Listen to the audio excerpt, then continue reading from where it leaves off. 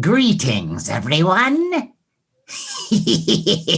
and welcome to a refreshingly transparent edition of Monster Party. Monster Party. Monster Party. Monster Party. Oh, what's happening to me? You can see through me. I have this urge to wrap my head in cloth. What's going on? Where are my sunglasses? Rub your head in cloth? Yes. Where's my smoking jacket? That's something I'd love to wear. And who are you, sir, in your smoking jacket? I am Matt Weinhold. I'm SHAWN Sheridan. I'm Larry STROTHE. And I'm James GONIS. And for this episode, this is one that I'm kind of surprised that we haven't done earlier. Yeah. Right? Because how has this escaped us? I know. Can we not see this? I think maybe because we thought of this topic as like a particular character, and maybe we thought that was kind of confined. Oh, no. But no, it's a bigger topic. And it's been used in so many different types of films and TV shows, comics, movies, comics, commercials, cartoons, toys. I mean, just all over the map. And it's one that I really do love. And the topic is... What is this amazing topic? The topic is invisibility.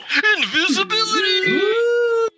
Oh, I don't know why I'm doing ghost sounds, but it's like I guess they can be invisible too. But what's the invisible sound? You know, I guess the invisible sound would be like a crazy voice. Yeah. Because most invisible people, the way that we have grown to love them, are hey, they're invisible and then they're crazy. Yes, but speaking of invisible people, Matt, we needed someone to help guide us through this. Okay, before we go on, let's not make our listeners think that our guest is invisible.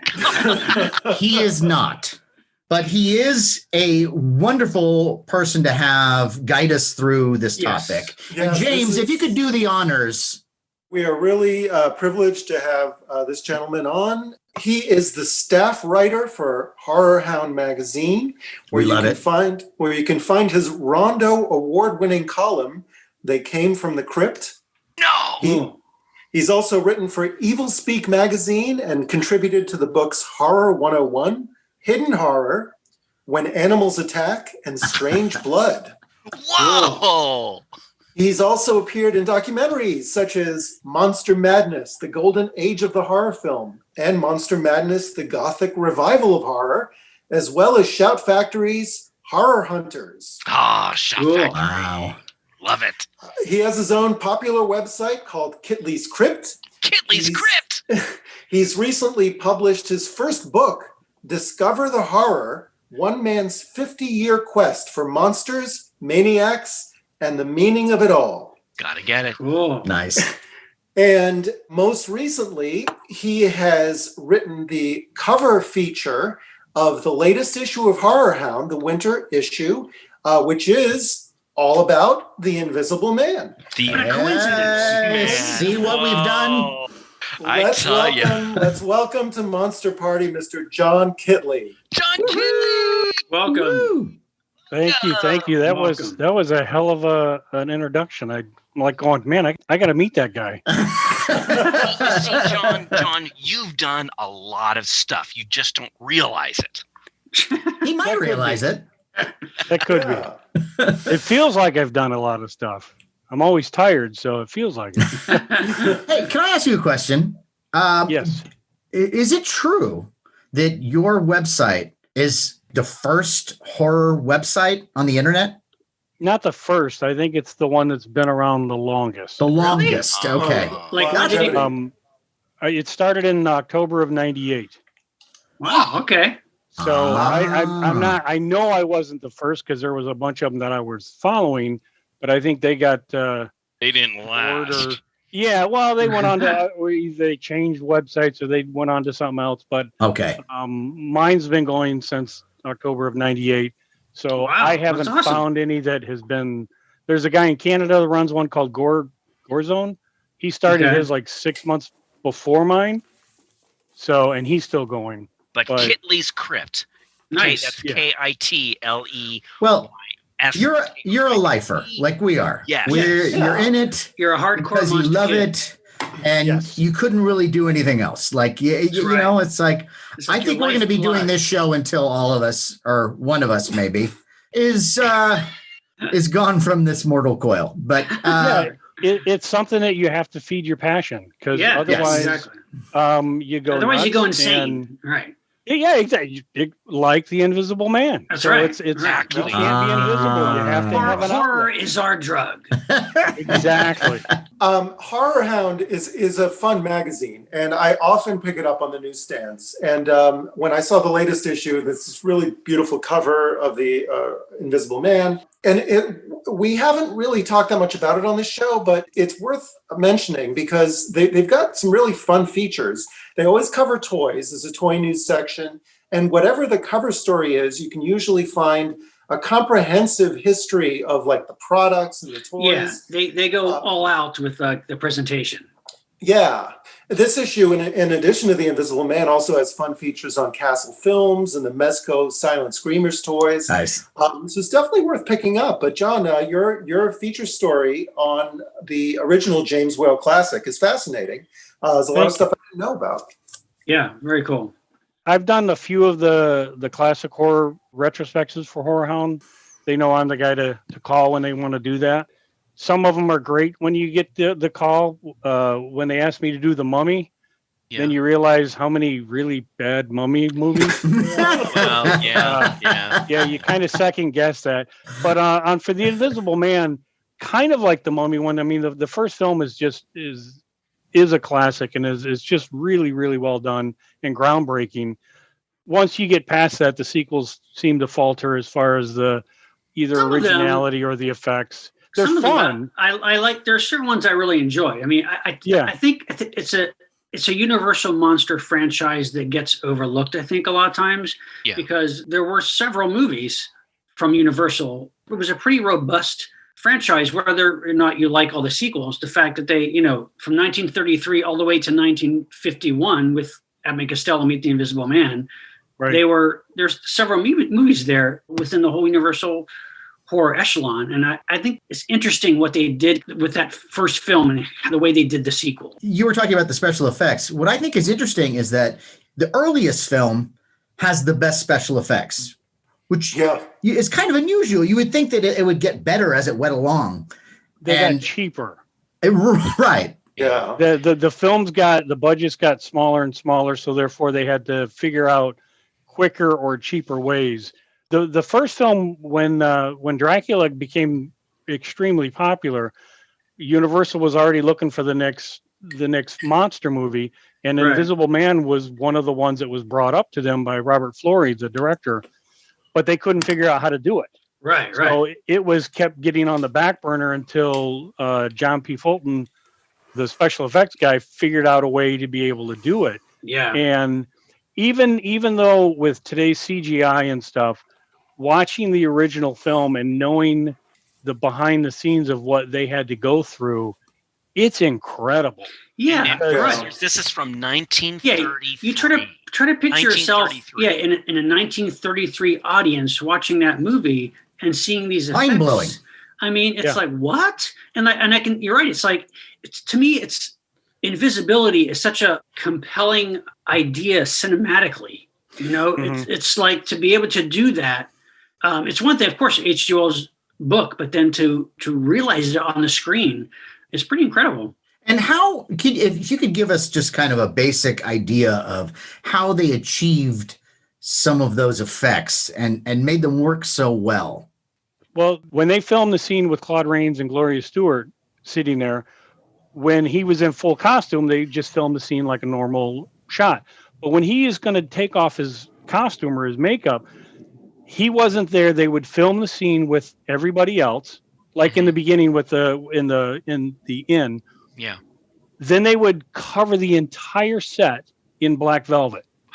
Wow. Then they would have Claude Rains in there in costume, and wherever he was going to take his stuff off, he was covered in black velvet, and he had to have it timed to know where to react to people that weren't there.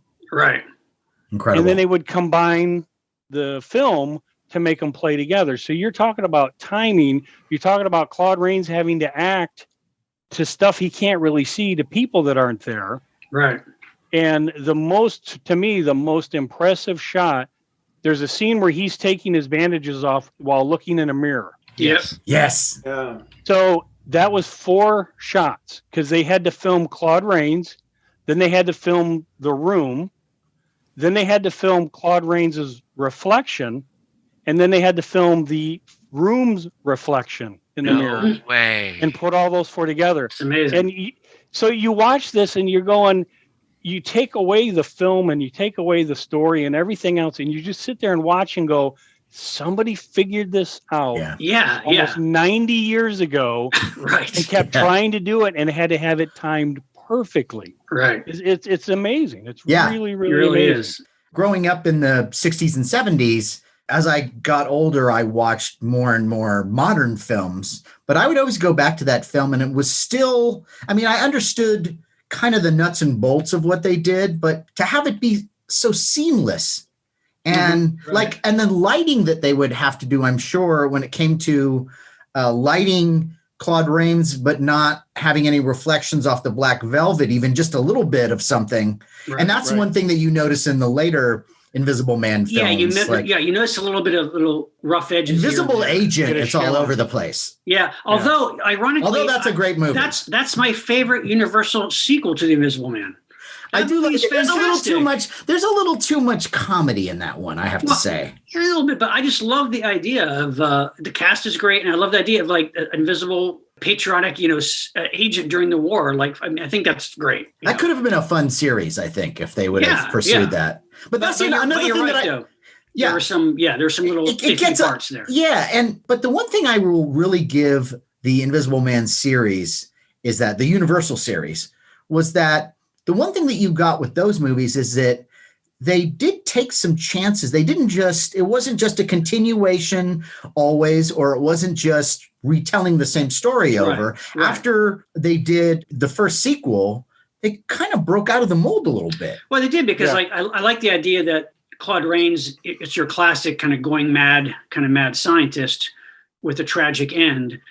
And they changed it with the Invisible Man Returns, the sequel with Vincent Price, making him more of like a heroic, guy who's kind of what they did also with Invisible Agent in a way. They made him like a hero. But you're right, they kind of played it up a little bit. They did The Invisible Woman, which was much more straight out comedic approach. Right. But I think that movie is actually pretty charming because I went back to that. I agree. And Virginia Bruce, you just fall in love with. And that's the other thing that I know that has been talked about too in these films is that the fact that they can discuss and openly talk about nudity, the fact that all these characters are running around stark naked, especially with a female character, it is interesting. You can just get away with a lot more. But you're right. I compare it to the Planet of the Apes franchise, the original, in that they did something different with every film. They didn't just copy the first movie. Even like the last one, Invisible Man's Revenge with John Hall. That's fun. That one's fun, but it's odd because it's like the first half of the movie, there's no invisibility at all. He just happens across John Carradine, mad scientist who decides to make him invisible so he can get revenge on people. And that one goes, but that one goes more to like the first movie where it's like a revenge happy kind of guy. But again, I do love the fact in that movie in the first scene where he's in the secondhand shop getting some new clothes after he's on the lam. And he leaves his clothes behind, and the guy in the store finds an article showing he's the guy who's he's escaped from the insane asylum, and that never catches up with him really. No, I know. Yeah, it's an oddly stretched movie. Actually, I know Sean really wanted to jump to the Invisible Woman and the nudity and stuff, but since we have John here, John, I just wanted to ask. I don't want to just brush over Claude Rains so lightly. No, we don't. The funny thing is, to me, what really makes that film, in addition to the special effects, is Claude Rains. And for people who haven't seen it, you need to understand the character is invisible. So how do you act? And my understanding is, James Whale, that you tell the story in your article that they need someone with a terrific voice. Yes. And can you tell me a little bit about that? Well, the first thing is that the studio wanted Boris Karloff after Frankenstein. Right. And That makes sense, yeah. Whale did not, because Boris Karloff was known as the horror guy, and Whale didn't see The Invisible Man as a horror picture. So he fought against that, and finally I think Karloff had an issue with the studio, so he was out, and he really wanted Claude Rains in there. But Claude Rains had done a film test. Claude Rains was a stage actor since he was a kid. And it's so ironic that his first real feature film is just his voice. When he started out, he had a very thick Cockney accent and a slight speech impediment. So wait, Claude. So hard to picture. Yes, I can't even imagine that. One of the stage teachers that he had gave him books on how to get to lose his accent and to help with his speech impediment. That's amazing. He did this screen test for a film for another studio, and apparently it went horribly. So here's James Whale pleading with the studios to hire this guy, and they look at the screen test and they're going, there's no way in hell. The guy's terrible. But they let Whale cast him, and Claude Rains had really no idea what he was getting himself into. Right. And here he is, he's a stage actor, and you're now I'm not even going to be seen on the screen until the last few seconds of the film. Right. But it is his voice, but also his performance. Yeah. I think what Rains does beautifully here is he shows the onslaught of insanity. Right. Because again, going back to that scene with him and his fiancee Gloria Stewart, he's sitting there calm, very collective, and he's so happy to see her, but his anger level starts to rise. Builds. See him where he's holding his head like he's got this massive headache, and he starts to slowly lose his temper, where it's not like he just all of a sudden flies off the handle. Right. He's slowly losing control of his faculties and getting more and more frustrated because they won't leave him alone and they won't let him do it, try to find his cure. And then he slips and he loses it. And that is all body motion. You don't see him. It's just his voice, the cackling laugh, and the way he's moving around. And that sells his performance. The body stuff is outstanding.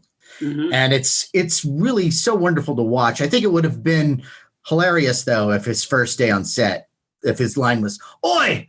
Like, that would have been just to break the, you know what I mean? Like, break the tension a little bit, Well, that's what the copper, when they break into the inn, and that famous line where he says, "He's all eaten away." That is perfect. That would have been him. Yeah, you're right. It's funny. It's funny because he went on to have such an amazing, distinguished career, doing a slew of wonderful roles, classy parts, where they had to have great voices. Whether it's Robin Hood, the Adventures of Robin Hood, or Casablanca. His voice is so amazing. Yeah. It's amazing that he appeared in horror films, but like you said, he was in a ton of mainstream stuff and is extremely highly regarded as an actor. It's interesting, actually. He's like a huge universal horror star, but he's one of the few that didn't get typecast. Like he kind of had a very true. Yeah. I mean, Invisible Man was just as huge, almost as huge as Frankenstein and Dracula, but he was in the Wolfman. Unlike Lugosi and Karloff, you didn't see Claude Rains in like monogram pictures in the 40s. He was He was opposite Betty Davis and now Voyager. He really Lawrence of Arabia. I mean, the list goes on and on of all these distinguished roles. Yeah, it's really amazing. I will say one of the things in the movie that I thought always got me as a kid, though, is where he has that line where he says, I must hide myself for an hour after eating, as undigested food is still visible. And I thought to myself, God, wouldn't that be weird if he ate a hot dog or something? That he's walking around, and you see like little crushed food, like a fake tummy, walking around or something like that. I always thought that'd be kind of. It'd be just to like amuse his friends to just eat goldfish. Well, John, you pointed out something that was fascinating to me in your article, though, and that is, of course, this is the scientific thing that you don't think about because it's a movie and you want it to work as a movie with invisibility. But in real scientific terms, if you were invisible, your cornea would not reflect light. So if you were invisible, you'd be blind. Yep. You wouldn't, because light would go right through your cornea. Yep. You wouldn't be able to see anything. Yeah. Which is funny. Which is funny in the movie that they explain, like you were saying about the eating and dirt under the fingernails. Like, you gotta have that be and clean. taking steps downstairs. Yeah, but needless to say, not to say the fact that you weren't going to be able to see anything. So you really would be invisible. Right. Wow.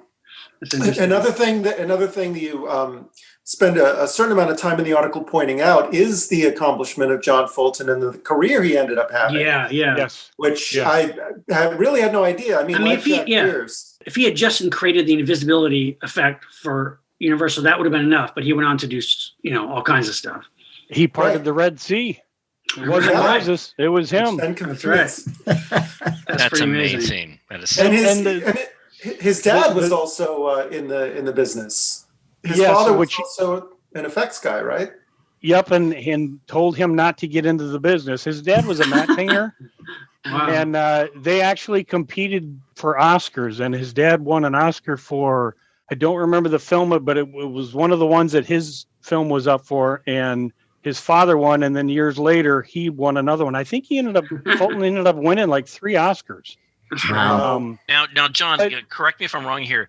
Back in the days, when the Academy Awards were first created, there was no Academy Award for Best Special Effects or Best Visual Effects, because I guess it was kind of an afterthought. It was when they say, look, we want to do actors and producers and editors and directors.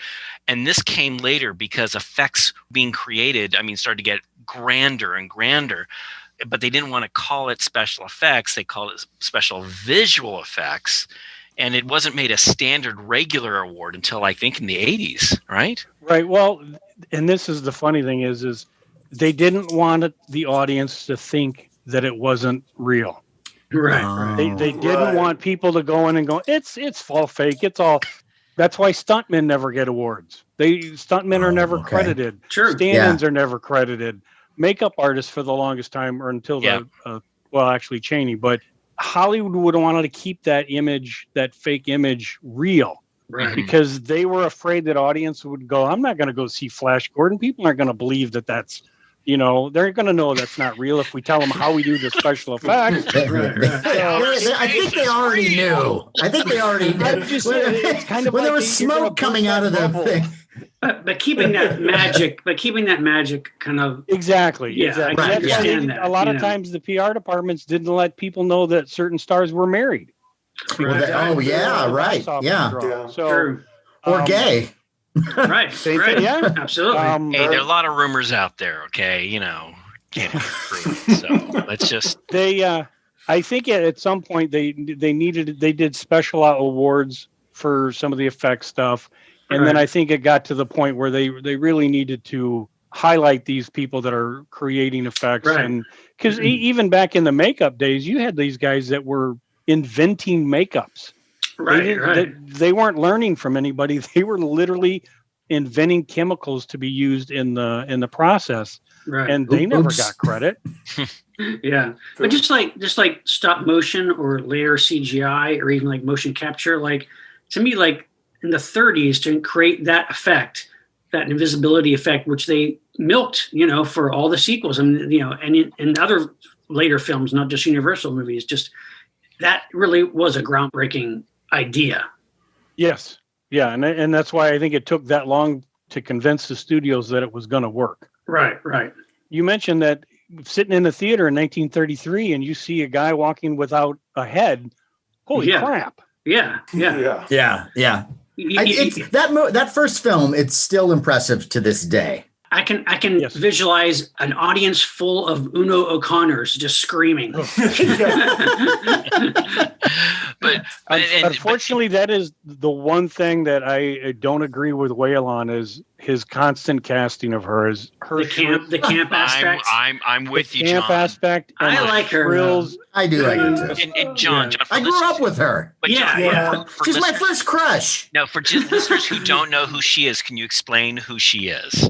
She was just an actress that was very known to play more of a comedic role. She was in The Bride of Frankenstein, the one that is standing there when the creature comes out of the windmill, out of the famous scene. Right. Yes. And it's all played for camp and for a comedic laugh. But that's which I understand. I understand they did it because if you had comedic elements in it, it took the horror away, or at least gave the audience time to breathe, and it let them get through other things in the film through the censors. I personally she drives me nuts. I wanted her sitcom. Where it's just every week it's just a different monster showing up. She wouldn't have a sitcom. She would be the neighbor. She would be the neighbor. Right. She'd be Mrs. Like Kravitz. The Mrs. Kravitz of her day. Right. Yeah. Absolutely. Now, John, I did have a question for you regarding the Invisible Man. And in the Invisible Man, you have a guy he kind of goes mad, and he actually commits murder. He's a bad guy. And this is 1933, and you do feel sorry for him. Then in the 1940s, when you get to like Sean's, one of his favorites, The Invisible Man Returns, it's a different kind of film where there really isn't a murder. It's kind of like there's this mystery, and it isn't violent as much as The Invisible Man. I'm wondering if it had to do with the Hays Code, how the Hays Code said, look, if you're a bad guy, you have to have your comeuppance. You can't get through and get away with it. Do you know if there's anything true to that? How starting with 1940, they just kind of took on a different feel. It was a little bit more strict as far as what they could get away with, like before in the pre-code eras where you could get away with a lot more. But again, when you make the character, even though he's like the Vincent Price one, he's slowly going mad, but everybody knows he's innocent. Right. So right. Yes. Cedric Hardwicke is the bad guy, so he has to pay for what he did. So they used to say you could get away with a little bit of, kind of wonky stuff as long as the bad guy got it at the end. Well, yeah, because, I think the original Invisible Man has some pretty brutal moments. And the death of Kemp, which wasn't even in the original story, the way he kills off Kemp is like pretty crazy. Yes, but you also remember that Kemp was hitting on his fiance. Of course, yes. The first 5 minutes that he's in the thing, you're immediately going, that guy's a dick. What do we know? What do we know? You don't mess with the Invisible Man's old lady. You don't do that. Yeah. I would say also, though, that wartime, if you're a Japanese character or a German character, like Invisible Agent is quite violent and quite brutal. A lot of it's suggested. That's absurd. By the way. But it's over the top pulp wartime violence. I get it. But Peter Lorre, it took me half the movie to realize that he was Japanese. I'm telling you, I'm watching the movie he's Japanese? Films? Well, he played Mr. Moto. I know that, but in that movie, I'm hearing a guy with a weird German accent, and then somebody, refers to him by a Japanese name. I'm like, wait a minute, what? Right. And Invisible Agent, this is 1942. Right. This is another thing I would like to say about Invisible Man, invisibility movies, is that there is the effect of the invisibility, but then there's the other stuff that I think helps these films just as much. And that's like the reacting to the Invisible Man, the stunt work. And the one thing I have to say about Invisible Agent, there's some great stunt work in that thing where a person flips themselves. Yeah, or just these fight scenes. You really buy it. Yeah, it's like and they really went for it. When it's done well, it's wonderful and impressive. When it's done badly, that's almost as enjoyable in a different way. Right. Yes. Yeah. Plus, you have, again, with a lot of the old Universal classics, you have the little bit characters, the little supporting actors. Such great character actors. In Invisible Man Returns, you have Alan Napier as the drunken foreman. I mean, he's great in there. He's great. And he's not the star, but it's one of those things that it just fills out the rest of the film. All those, even the Invisible Woman has, Charles Ruggles, Margaret Hamilton, Shem Howard. It's full of great people. Shem thought he was in a Three Stooges short. He was nothing changed about his performance whatsoever. His delivery, everything is just perfect, spot on Stooges. He wandered off of the set of We Want Our Mummy into The Invisible Man. Guys, it's so funny you say that because my daughter and I, this was one of the ones I hadn't seen. So my daughter and I sat and watched it. So my 15-year-old daughter's watching. She goes, "Is that the Wicked Witch?" Yes, honey, that's the Wicked Witch. is that one of the Stooges? Yeah. Your daughter recognized a Stooge? Hey, that's my daughter, man. That's awesome. But wow. It's funny how all these people that you've seen in other movies keep popping in some of these films. That's one of those movies. They initially did not intend it to be a comedy. It became a comedy. Yeah. And I'm telling you, that's one of those films where if it weren't for that cast, it might be intolerable. True. But these are like seasoned people who really know what they're doing. And that's the charm of it. Like, that's what makes me enjoy that movie. If you listen to the dialogue, there's no. S.J. Perlman wasn't moonlighting on this one. For listeners, if you were like me, like I imagine in 1940, if I was a teenager, the Invisible Woman, oh my gosh, I'm going to see like invisible, like a bra come off. Whoa. I thought that was Sean, Larry. I thought that is Sean. You're the invisible pervert. Okay, good. But for listeners, the interesting thing is you first think, well, so the Invisible Woman, there was some experiment. Well, the scientist needed a guinea pig, and so he's thinking he's going to get a guy. He sends out this ad. Puts an ad in the paper, yeah. He puts an ad in the paper, and this woman who puts K Carol, so he thinks it's a Mr. Carroll, and so she shows up, and it's like, hey, hubba, this honey's here, and it's like, oh shoot, what do I do? And make her invisible. What the hell? Well, exactly, and that's when the whole shenanigans get started. Yeah, she gets back at her boss, and the other thing, she's not Fay Ray. It's like, oh my gosh, this girl is a model. She's a professional model, and she doesn't like having to, she's getting pissed off at her boss. She goes, well, I'm going to make a few extra bucks this way. So she's a model, and she's kind of sassy. She's a tough cookie, as they used to say. She's got gams.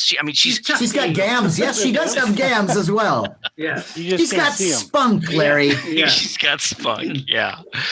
But it's fun though. To see Shemp Howard in there was kind of surprised me, and it was even though I enjoyed it. I like it. It's a little silly. There's I kind of wish, kind of like the Mummy films, I kind of wish they integrated the Invisible Man character with some of the other monsters, other than, of course, at the end of Abbott and Costello Meet Frankenstein, which is so great that Vincent Price reprises that role in that little cameo at the end. But how fun could that have?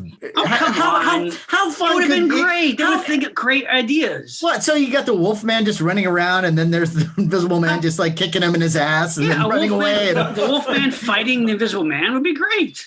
Come on, that would be cool. Yeah.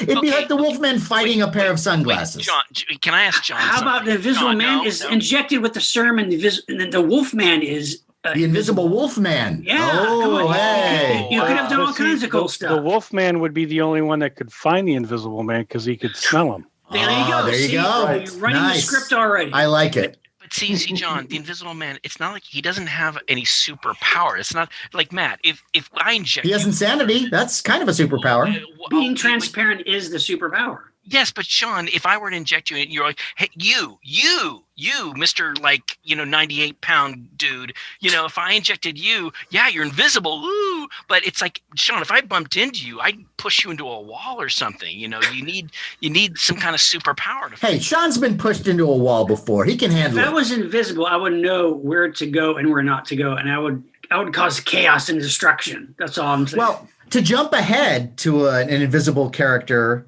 from The Boys, the comic series and the show, you've got a character named Translucent who's pretty deadly. Who is not only invisible, but he has impenetrable skin. Now he's a pervert. Well, yeah, he's a rotten dude. Right. But you're right. But that's pretty difficult to deal with. Yeah, as we see in the show. Absolutely, yeah. But you also remember, even in the original with Claude Rains, he mentions as far as being able to learn secrets, because no one will know he's there. Knowledge is power. So not only you can't see him as a superpower, but he can come and go as he wants as long as it's semi-warm, and people are not going to know. So he will build his knowledge base and learn secrets and even use it against people. But I mean, there's stuff you could do. Yeah, absolutely. I think it's one of the best superpowers of all. I mean, if you really wanted to get power.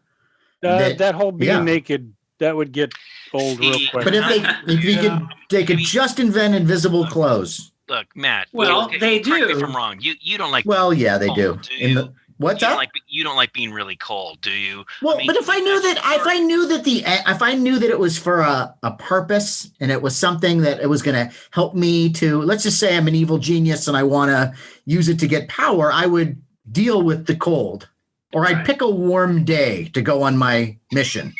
You ever run barefoot through the grass? Sure. Yes. No, it sucks. But what happens? But what I used to do is I used to surf, and all my friends had wetsuits.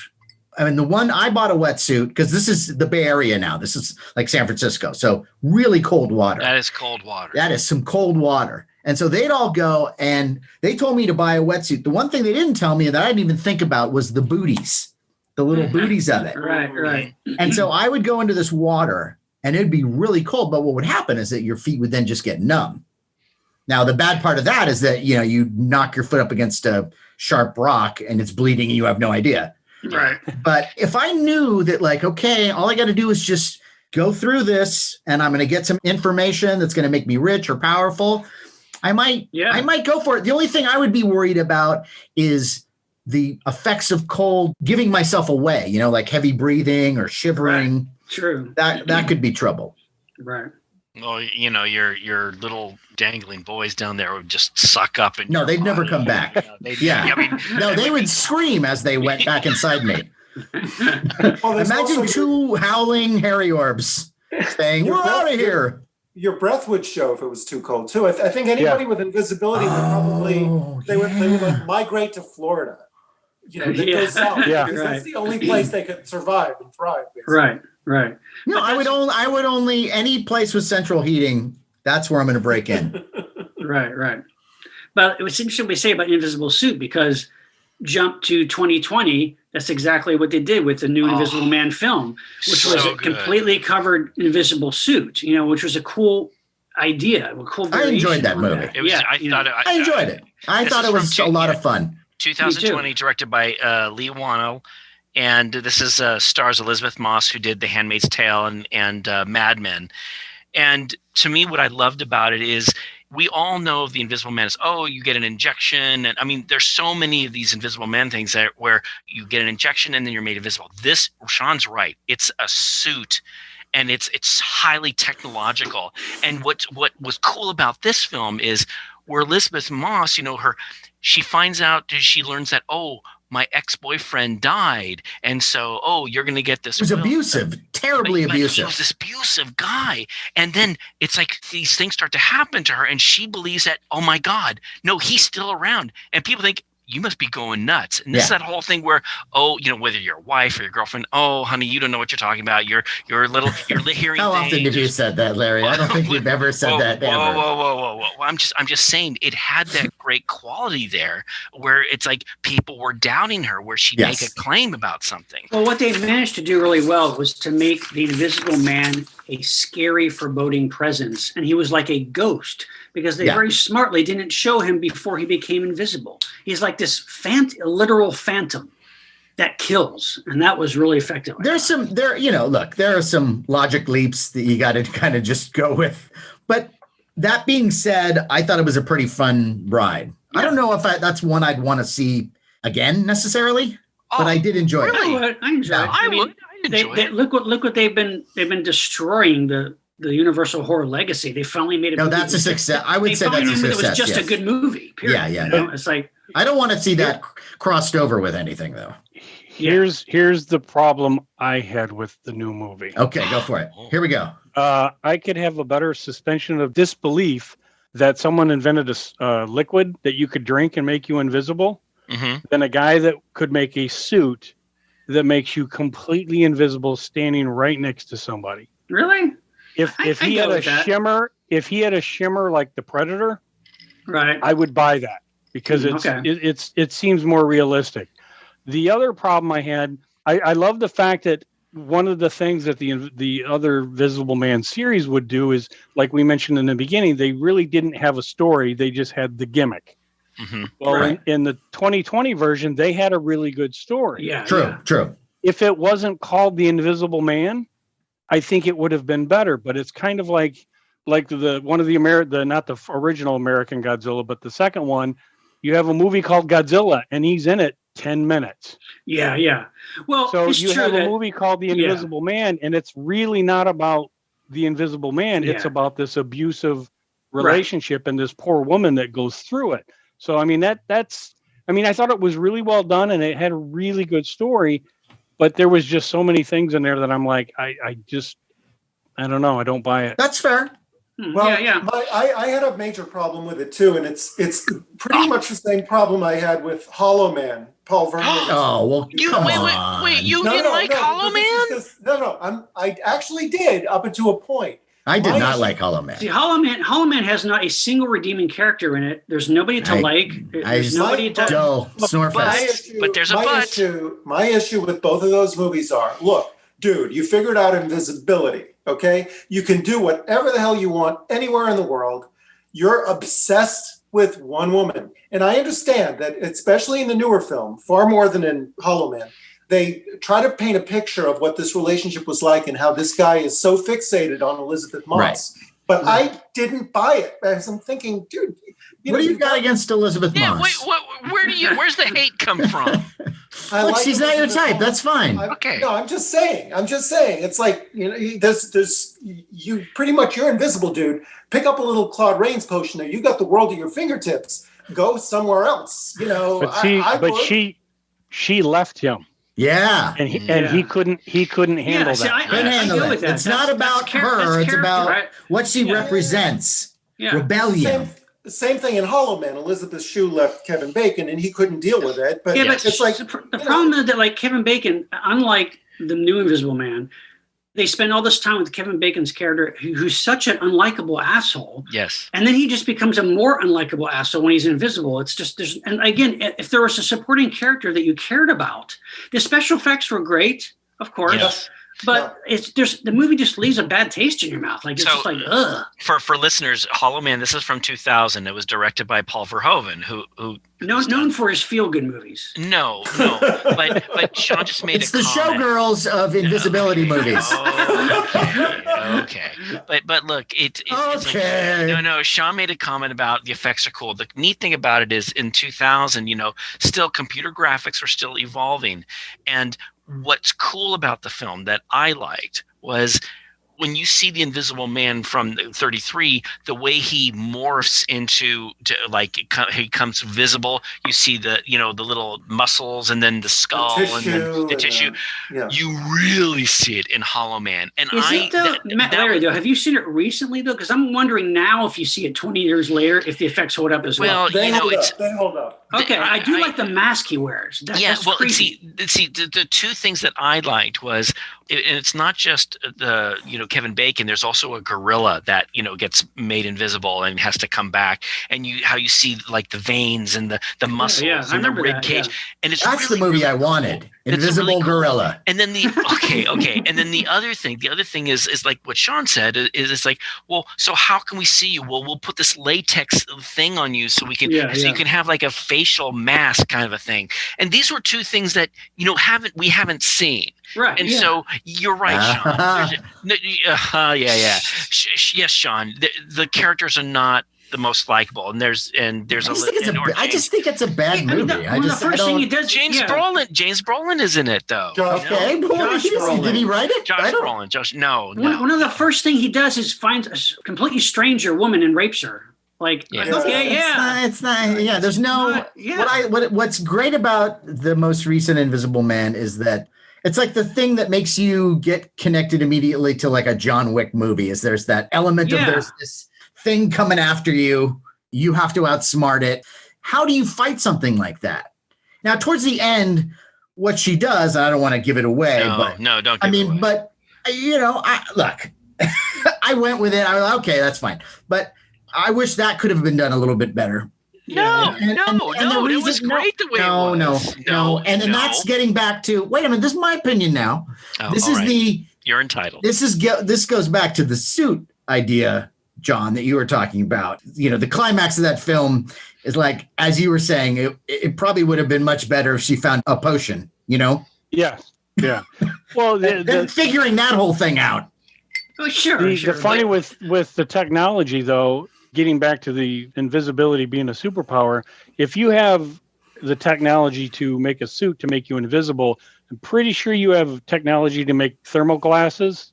So you could see, kind of like the Predator again, where you could see people even though they're invisible to the eye. Like a counteraction to that. Yeah. Exactly. So, it might not work as well today with the technology as it would have 30 or 100 years, 90 years ago. But see, John, here's my thing. Okay. So, you're this, regular Joe out there who, you have a cell phone and stuff. And there are people at Apple who are working on stuff that, they're not going to come out, things are they working on right now won't come out for another 10 years. So to me, I bought the whole thing of his technological suit. It's like years, it's so advanced. You have to say that it is user friendly.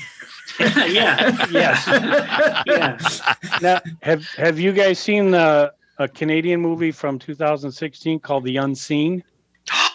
No, I've heard. Do tell. Tell us about. I've heard about this, but I don't know anything about like the plot of it. Yeah. It's an Invisible Man movie, really, but it's one of those that the fact that this character is turning invisible has nothing to do with the movie.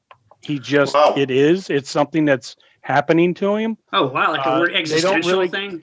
Well, no, they don't really go into a lot of detail. That something obviously happened to his father, possibly. Interesting. But as he turns invisible, it's not like he starts to fade away. He has gaps of skin and part of him fade or disappear. So like he pulls his shirt up and you can see inside of his stomach. Weird. But it's still there. Wow. It's really, really well done. And I would highly recommend it. The guy that directed it, Jeff Redknapp, I think his name is, he's an effects guy. Wow. That's interesting. Really good effects. So this is from 2006 and it's called 2016. Unseen? 16. And it's called The Unseen, which is available on Amazon Prime. All right. There we go. Always giving. I would recommend that one. That's cool. John, you had mentioned something that is not really a person. You've mentioned the Predator, which I've here on my list as far as like invisible things. Mm-hmm. And the Predator is so incredibly cool. This is from 1987, directed by John McTiernan, starring Arnold Schwarzenegger. And so you have these group of guys who are going to kind of do this military operation. And the thing I loved about it was, that Predator just happened to be there. That's his little hunting ground. They attack this compound and they think, okay, we've got what we came to get. They start to leave. And then slowly but surely, each one is attacked in this giant jungle by this mysterious force. And the invisibility thing is really cool because like you said, if you're glancing, you can't notice it, but if you look carefully, there's a shimmer. It's like some really good bending of light or something. Yeah. It's like a techno camouflage thing. Yeah, it's cool. Which I think that's more effective, especially in the jungle. And I agree. It almost gives it a more of a scarier thing because you think you see something, but you're not sure. Because there's even the one part, and I don't remember which character it was, is just staring. I think it was Billy. It's Billy. Yeah. He's staring in there and going, there's something there. Yeah. And and it's like, are we being watched? And he cannot figure it out because he knows something is there, but he can't see it. Yeah. But he does see it. That's cool. I like that. I like the idea. Like there's that's a device. Like that's a good device that the Predator has that he turns on and off. But it's funny because you can look all the way back to 1939, the serial, The Phantom Creeps. And that's Bela Lugosi as a mad scientist. He has that robot, but he also uses an invisibility belt that he straps on and turns invisible and walks around and does crazy mad scientist stuff. But you can kind of see a little bit of a shadow. It's funny. It's a little bit similar. Well, Thief of Baghdad has the invisibility cloak. That's right. And not the 1924 version, the silent version. Right. But the invisibility cloak, that's almost a genre within itself. From Lord of the Rings to Harry Potter. Yes. Right. But hey, don't just brush over this. I mean, we're throwing out creatures here. What about the id creature from Forbidden Planet. Absolutely. From 1956. Here's a creature that is actually created out of someone's mind, but physically it is there. We know it because it's leaving footprints. It tears people apart. It has a roar. It has sound effects. And to me, that is so terrifying. In Forbidden Planet with Robbie the Robot, when the spaceship lands and they set up this perimeter fence, and all of a sudden they're watching the fence and it looks like it's shorting out, but you can kind of see a kind of a creature coming through. And what's neat about that is MGM, when they were making the film, they did Tom and Jerry, but they really wanted someone who could kind of create something that would be so cool, kind of animated. So they actually hired some Disney animators to create that visual effect of the id monster roaring and coming through the fence. But that's a truly horrifying, scary. I really like that. There's something kind of scarier and more menacing sometimes when it's like some unknown. Right, it's not human. Mm-hmm. On the flip side of that, though, Fiend Without a Face.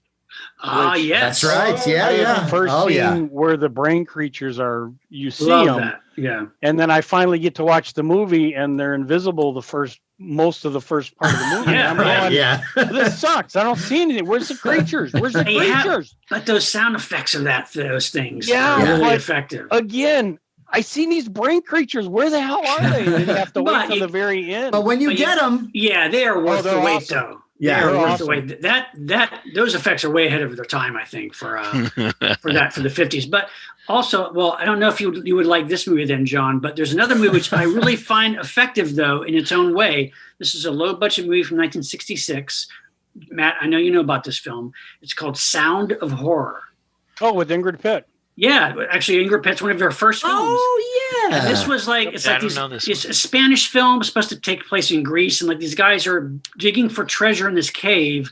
And they unleash basically an invisible dinosaur. That's right. Yes. It's never explained why it's where it comes from, how it exists, but it's got this horrible shriek that's really scary. Yeah. Yes. And the movie is actually quite suspenseful and has some fairly gory death scenes of this creature. What country was this from again? It was from Spain, I believe. Spain. That's right.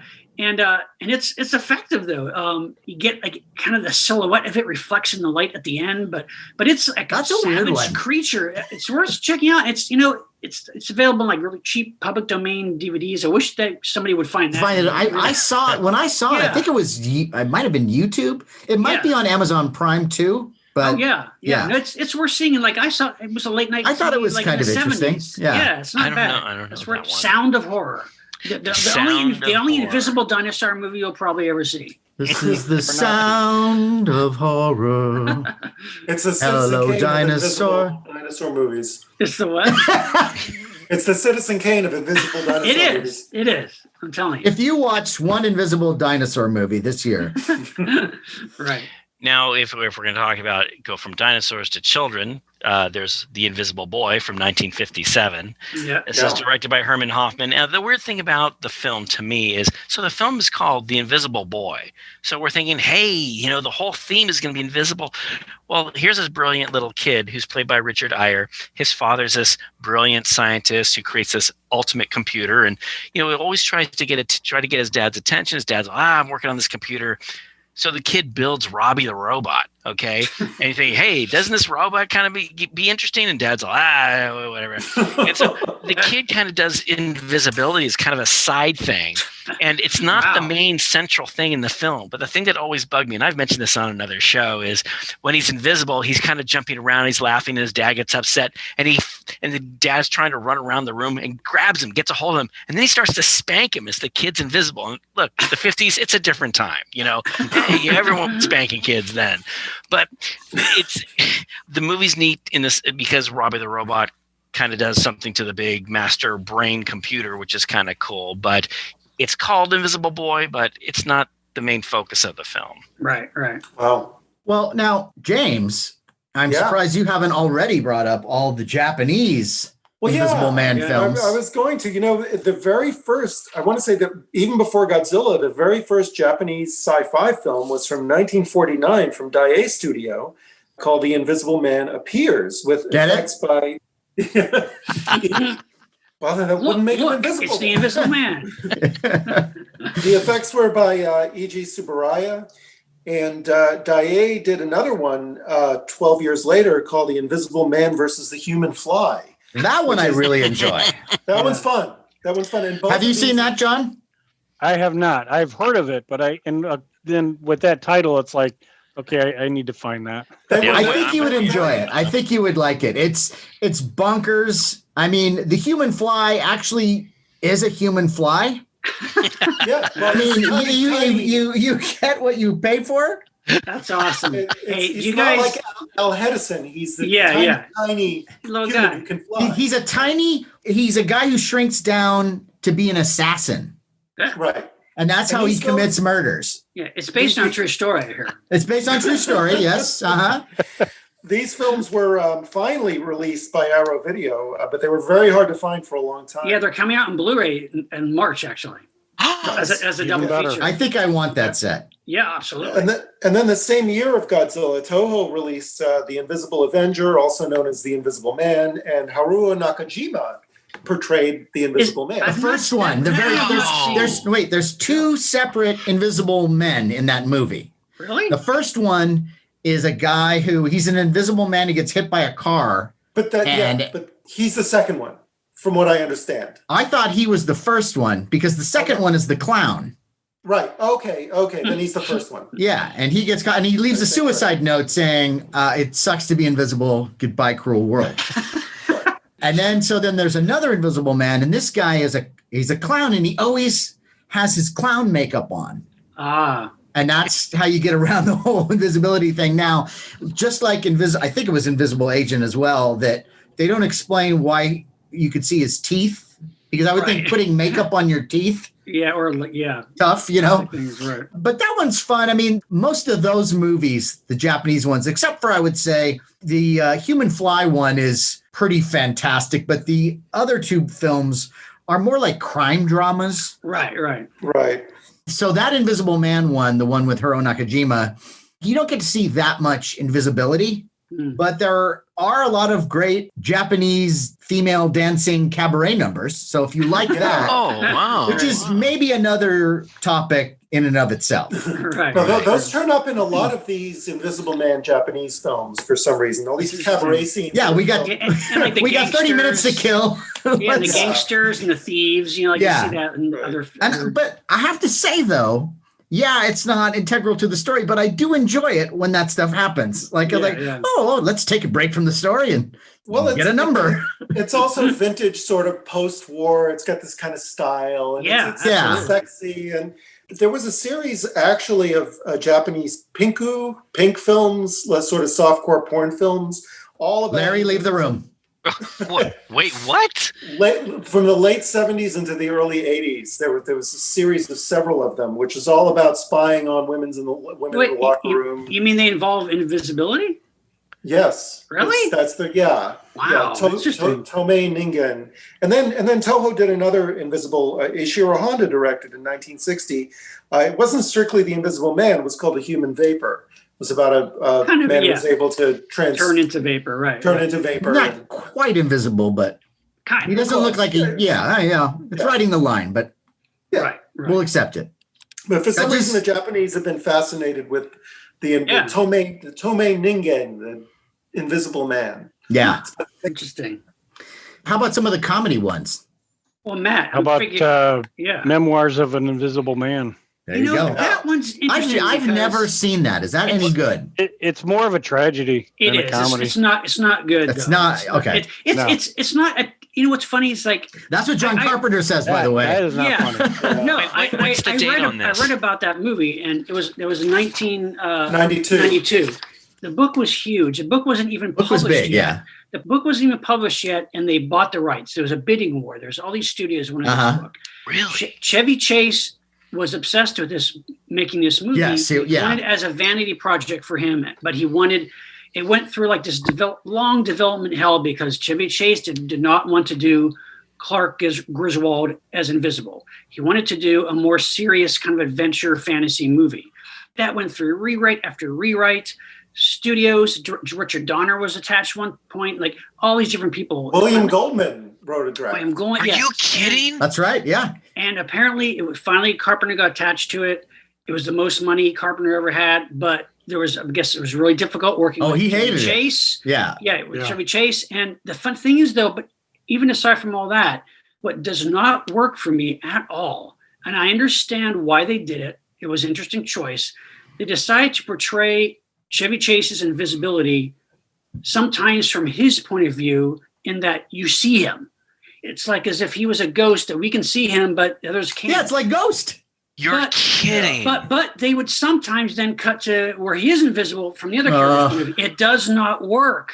It's terrible. And it's like Sam Neill's in it, Daryl Hannah. Like they have a nice polished production, but it just does not work. It was a bomb. Apparently Carpenter said that Chevy Chase and Daryl Hannah were the stuff of nightmares. Yeah. This was when Chevy was still at his height of his kind of power too. Like, and it does not. Ironically, there are a couple of moments. There are a couple of Griswold moments where he sort of does a stumble thing. That's the thing. Because he can't help it. He can't see his hands when he eats, so he's really clumsy. Right. That those moments actually almost sort of work. So you got to imagine if they did go in that direction. I think they should have. They should have made. Yeah, they should have. Why not? Why not just make it modern problems with invisibility? Why not? Yeah. Okay. At least it would be kind of enjoyable. Yeah. This is according to the internet, so we don't know entirely if this is true. But Chevy Chase would refuse to wear his special effects makeup and would remove it before they were done doing what they needed to do. And it would ruin the whole day's shooting. And I wonder if doing the scenes with him not invisible were a way to cover up that fact. Maybe, but also think it was he wanted to be on screen more. That's there you go. I think that's it. Ego. Yeah. I think he wanted his face plastered all over the movie. It's Hey, wait a minute. Well, I'm invisible. I'm invisible, but you still have to see me. Well, and as we all know, he's no Claude Rains, right? Right. But so the movie is not good, is what you're telling me. Not really. No. I've tried to sit through it a couple of times. I mean, no. I would say it's almost worth watching because of Sam Neill. Yes, he is good. You're right. He's really the bad guy. good. He's like the bad government guy after him. He is good. You're right. But it's compared to Pete's Dragon. Oh, I like Pete's Dragon. That's the first. About the original. Well, we're talking the original. The original. Okay. Yeah. Now wait a minute though. Would that be? That's very close to being an invisible dinosaur. That's true. But it's a dragon. And so is Harvey then, right? Oh, Harvey. Yeah. No. Well. Wait a minute. Well. What do you mean no? Wait a minute. What do you mean no? Wait a minute. Why are you doubting it, Larry? He's an invisible rabbit. And we know that he exists. What issue do you have with that? I don't understand. Why? James, Harvey. Well, he's imaginary, but that doesn't mean. Is he? No. He opens a gate. Opens a gate. Yeah, Thank guys, you. Have you watched the film? Yeah. Yes. Yeah. Yes. What was that? So is he imaginary or not, Larry? Could have been. Answer the question. I'm sorry, John, but this needs to be cleared up. Answer the question, Larry Strode. Well, maybe if you shut your yap. All right. Maybe I can answer. Maybe you need to answer.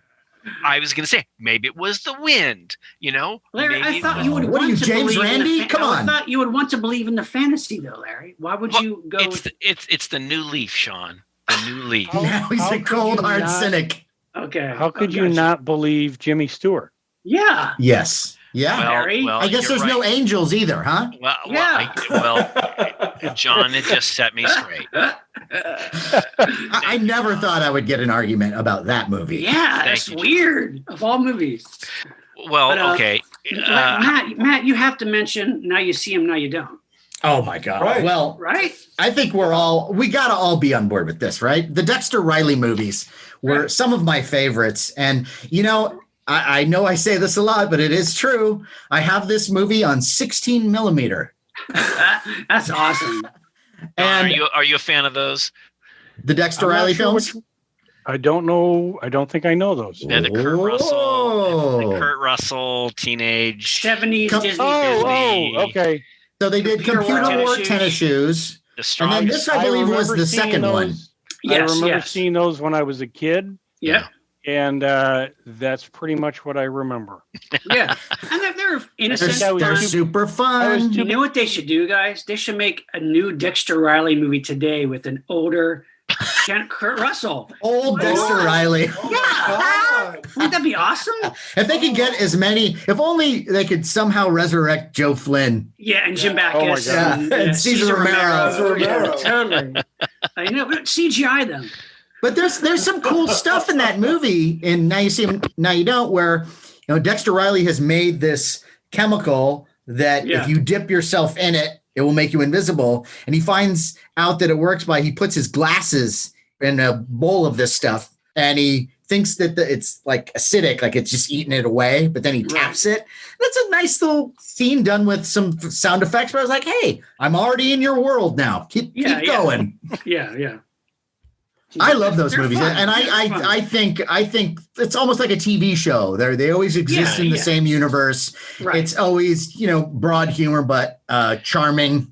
I think we have nostalgic affection for them. Sure.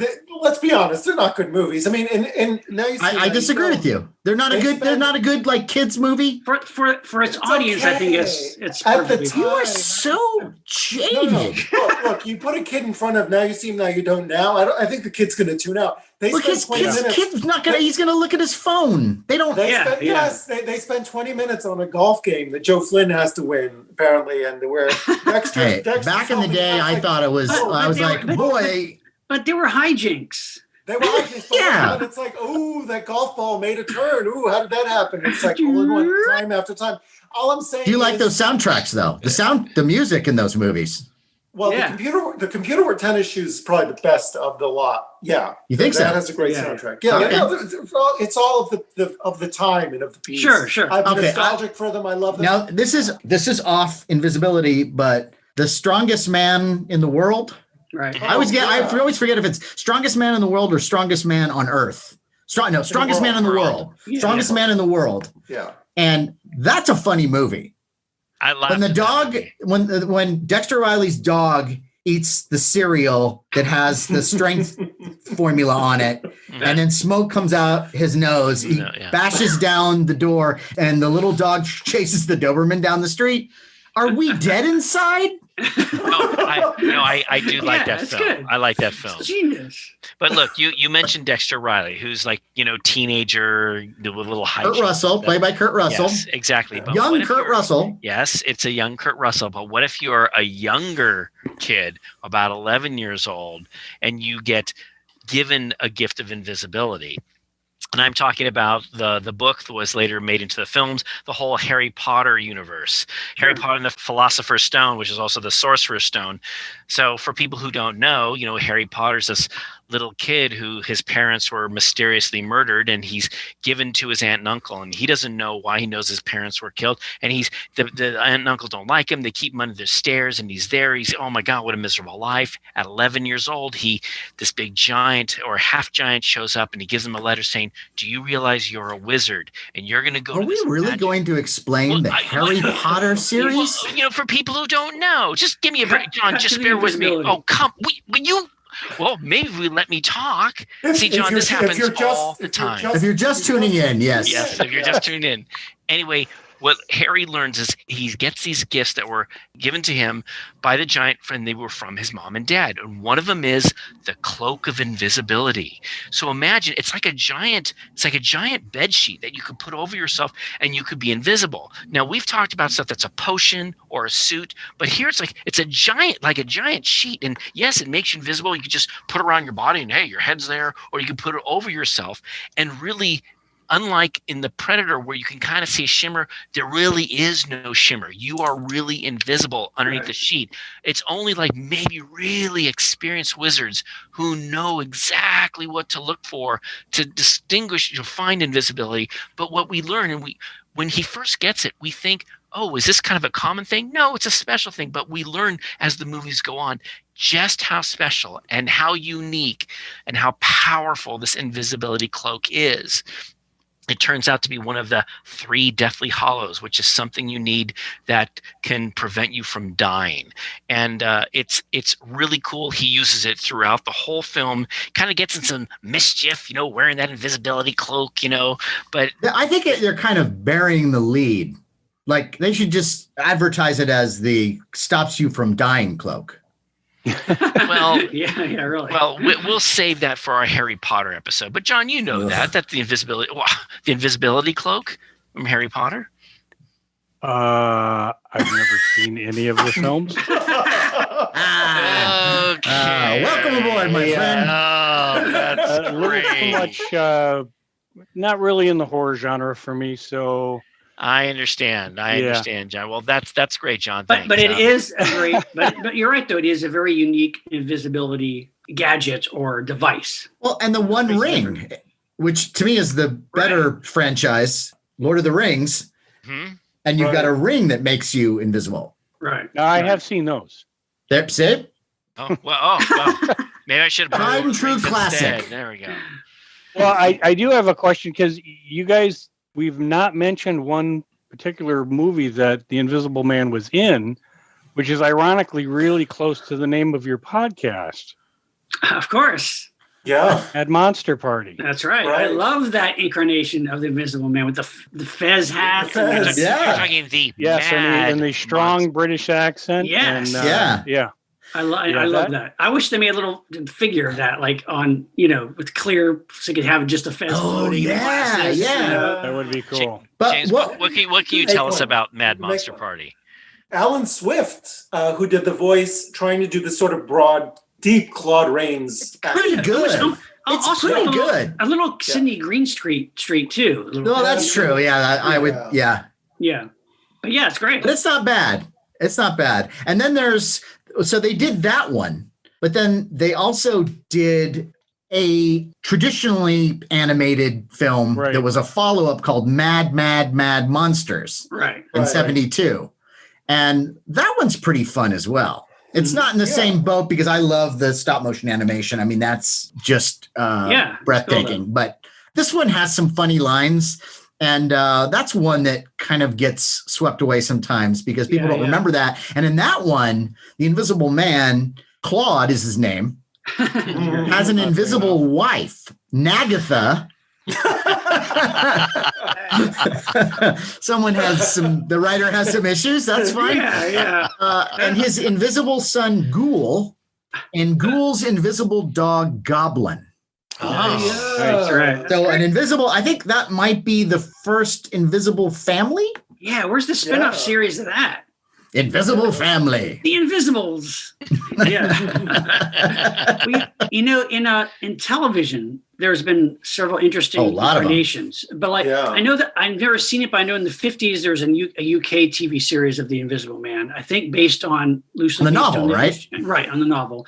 But a fun show in the 70s, created by Stephen Bochco and Harv Bennett, was The Invisible Man with David McCallum. Yep, and I enjoyed that one. Yeah, it was one season. It didn't do that well, but it was fun though because David McCallum's always great. And I enjoyed the pilot more than I enjoyed the series. Exactly. Yeah, they kind of ran out of ideas. It was like he worked for a think tank, and it was kind of like it was interesting because he became invisible and was trying to find a way to be visible again. But until then, he worked for this think tank. Yes, it was a bit of you had to kind of go with the stretch, but it was a clever idea of how to do it. Unlike Memoirs of an Invisible Man, I think it was a clever idea. The idea was McCallum's character created this very realistic latex mask with like contact lenses and a wig. Yeah. So it's basically just David McCallum walking around, and then he would just take off the mask. But I did like that. I kind of went with it, though. I have to admit, I went with it. It was kind of fun. And it didn't do well. But interestingly, that was in 1975. After one season, it didn't do well enough, but then they tried again with a whole new, different Invisible Man show called Gemini Man. Right, with Ben Murphy. Also produced by Harv Bennett, but this one was not as good. This one had a much more crazy device plot idea, which was Ben Murphy's an explosion or something. He becomes the Invisible Man. Again, he's working for the government as a secret agent, but he has a watch. He has a watch. And this watch device, and he basically can press it and he becomes invisible for 15 minutes. But if he goes over 15 minutes, he's invisible forever. So the plot device was in each episode he's in a jam or he dies. And it's kind of like Ultraman he runs out of his power, Yes, right. Time. He starts blinking. It's like that kind of idea. So, but that also didn't last too long. No. It's only one season. But don't forget, in Greatest American Hero, one of the superpowers of the suit was that William Cat could become invisible. Yes. If you remember. I don't remember that. Wow. I do remember that. Yeah. But then another series way later in 2000, which is a pretty good show, actually. It was on for 2 seasons on Sci-Fi Channel called The Invisible Man. Or I-Man. Nope, not that one. Not that one? A different one? This was called The Invisible Man with Vincent Ventresca, Paul Ben Victor. And he was a guy who was a con man and a thief who gets caught by the government and said, look, if you work for us, we'll drop all the charges. And he's injected with this gland implant called Quicksilver. And basically... This is I-Man. It was changed to I-Man in the second season. Oh, that I did not know. Mm-hmm. Okay, so basically he's injected with this gland where he can just like will himself to become invisible, but he needs a counter agent injected in him all the time because if not, he'll go crazy after. Yeah. So it had that on. That was a pretty good show, and the effect was like the Quicksilver is like this liquid metal kind of that forms all over his body and then that becomes invisible. So that was kind of cool. Different take on it, but it was a pretty good show. Actually, speaking of willing yourself to become invisible, Soap. Of course. Oh yes. God. Oh my gosh. I'm sorry, I wasn't allowed to watch Soap when I was a kid, so you'll have to. You can. I have the whole series. You can borrow it from me. No, I've got to go through your Doctor Who stuff. Okay. So you got to give me some time. Richard Mulligan as Bert. Yes. Bert Campbell. Yeah. Oh my God, that was so one funny. of the greatest. Yes. It's so and it really is. He just convinces himself that he's invisible because no one will pay attention to him. The finger, yeah, and he does this whole thing, the snapping of the finger. Oh my God, funny. I love that. I love that show. That was a great show. Sean, I do remember watching the first TV series that you're talking about. And there was a moment where when he creates the mask, the rubber latex mask. And I love rubber monster masks. So to me, I was loving this. This was me too. Cool. Because to make it so he'd take off the mask and he'd throw it on the ground, you'd see the rubber mask. I like he would just like discard all these masks everywhere. He would just actually find heads of Ian McKellen all over the place. But what was funny was there's this one scene where the girl, whether it's his girlfriend or something, she feels his face. She goes, what's wrong? Your face feels weird. And he goes, it's a mask. He calls it a mosque because of the way his British accent. I remember this going, no, it's a mask, you idiot. I just thought that was really kind of funny. But that was pretty good. I loved how he would rip his rubber head off or rubber mask off. Yeah, I love that.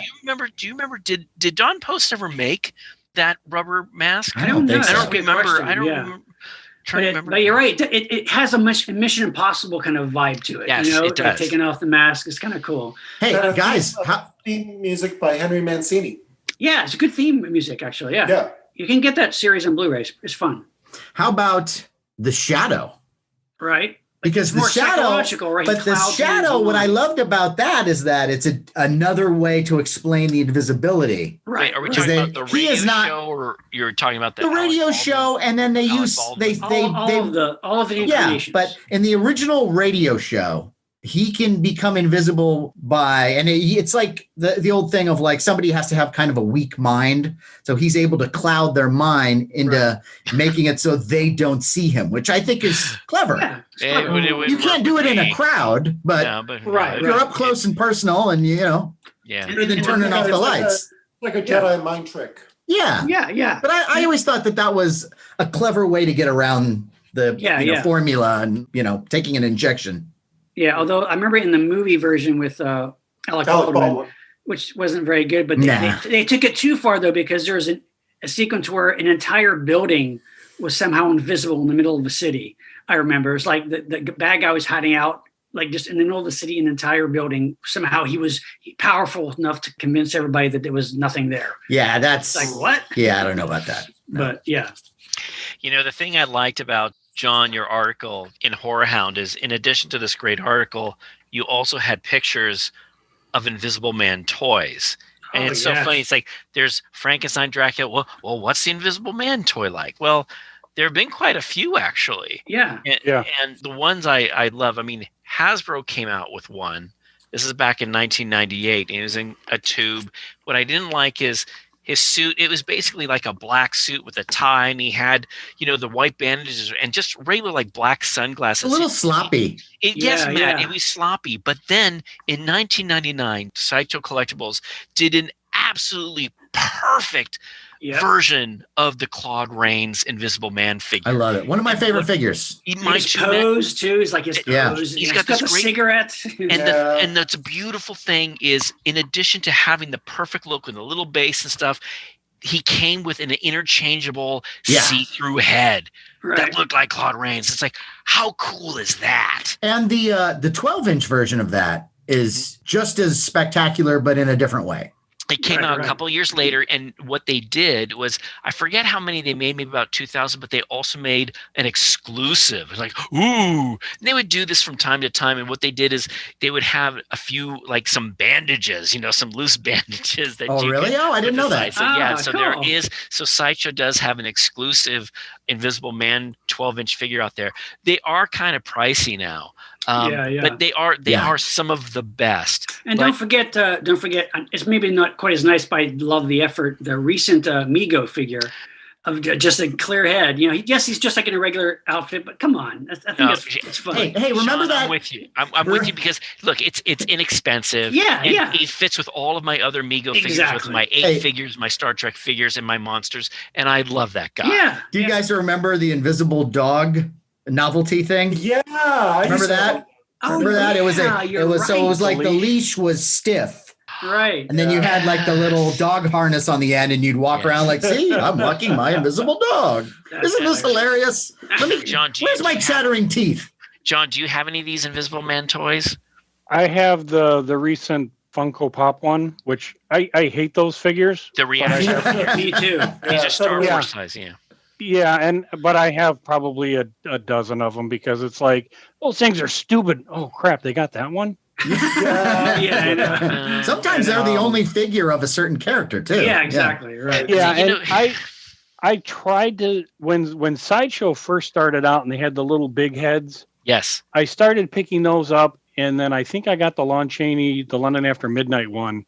And then I went, you know what? I got to stop because I think I saw what was coming, and it's like I got too much other posters and books and we know right. I need to stay away from the toys. I do have look at Sean. Look at Sean's background. That's I've controlled my obsession very well, haven't I?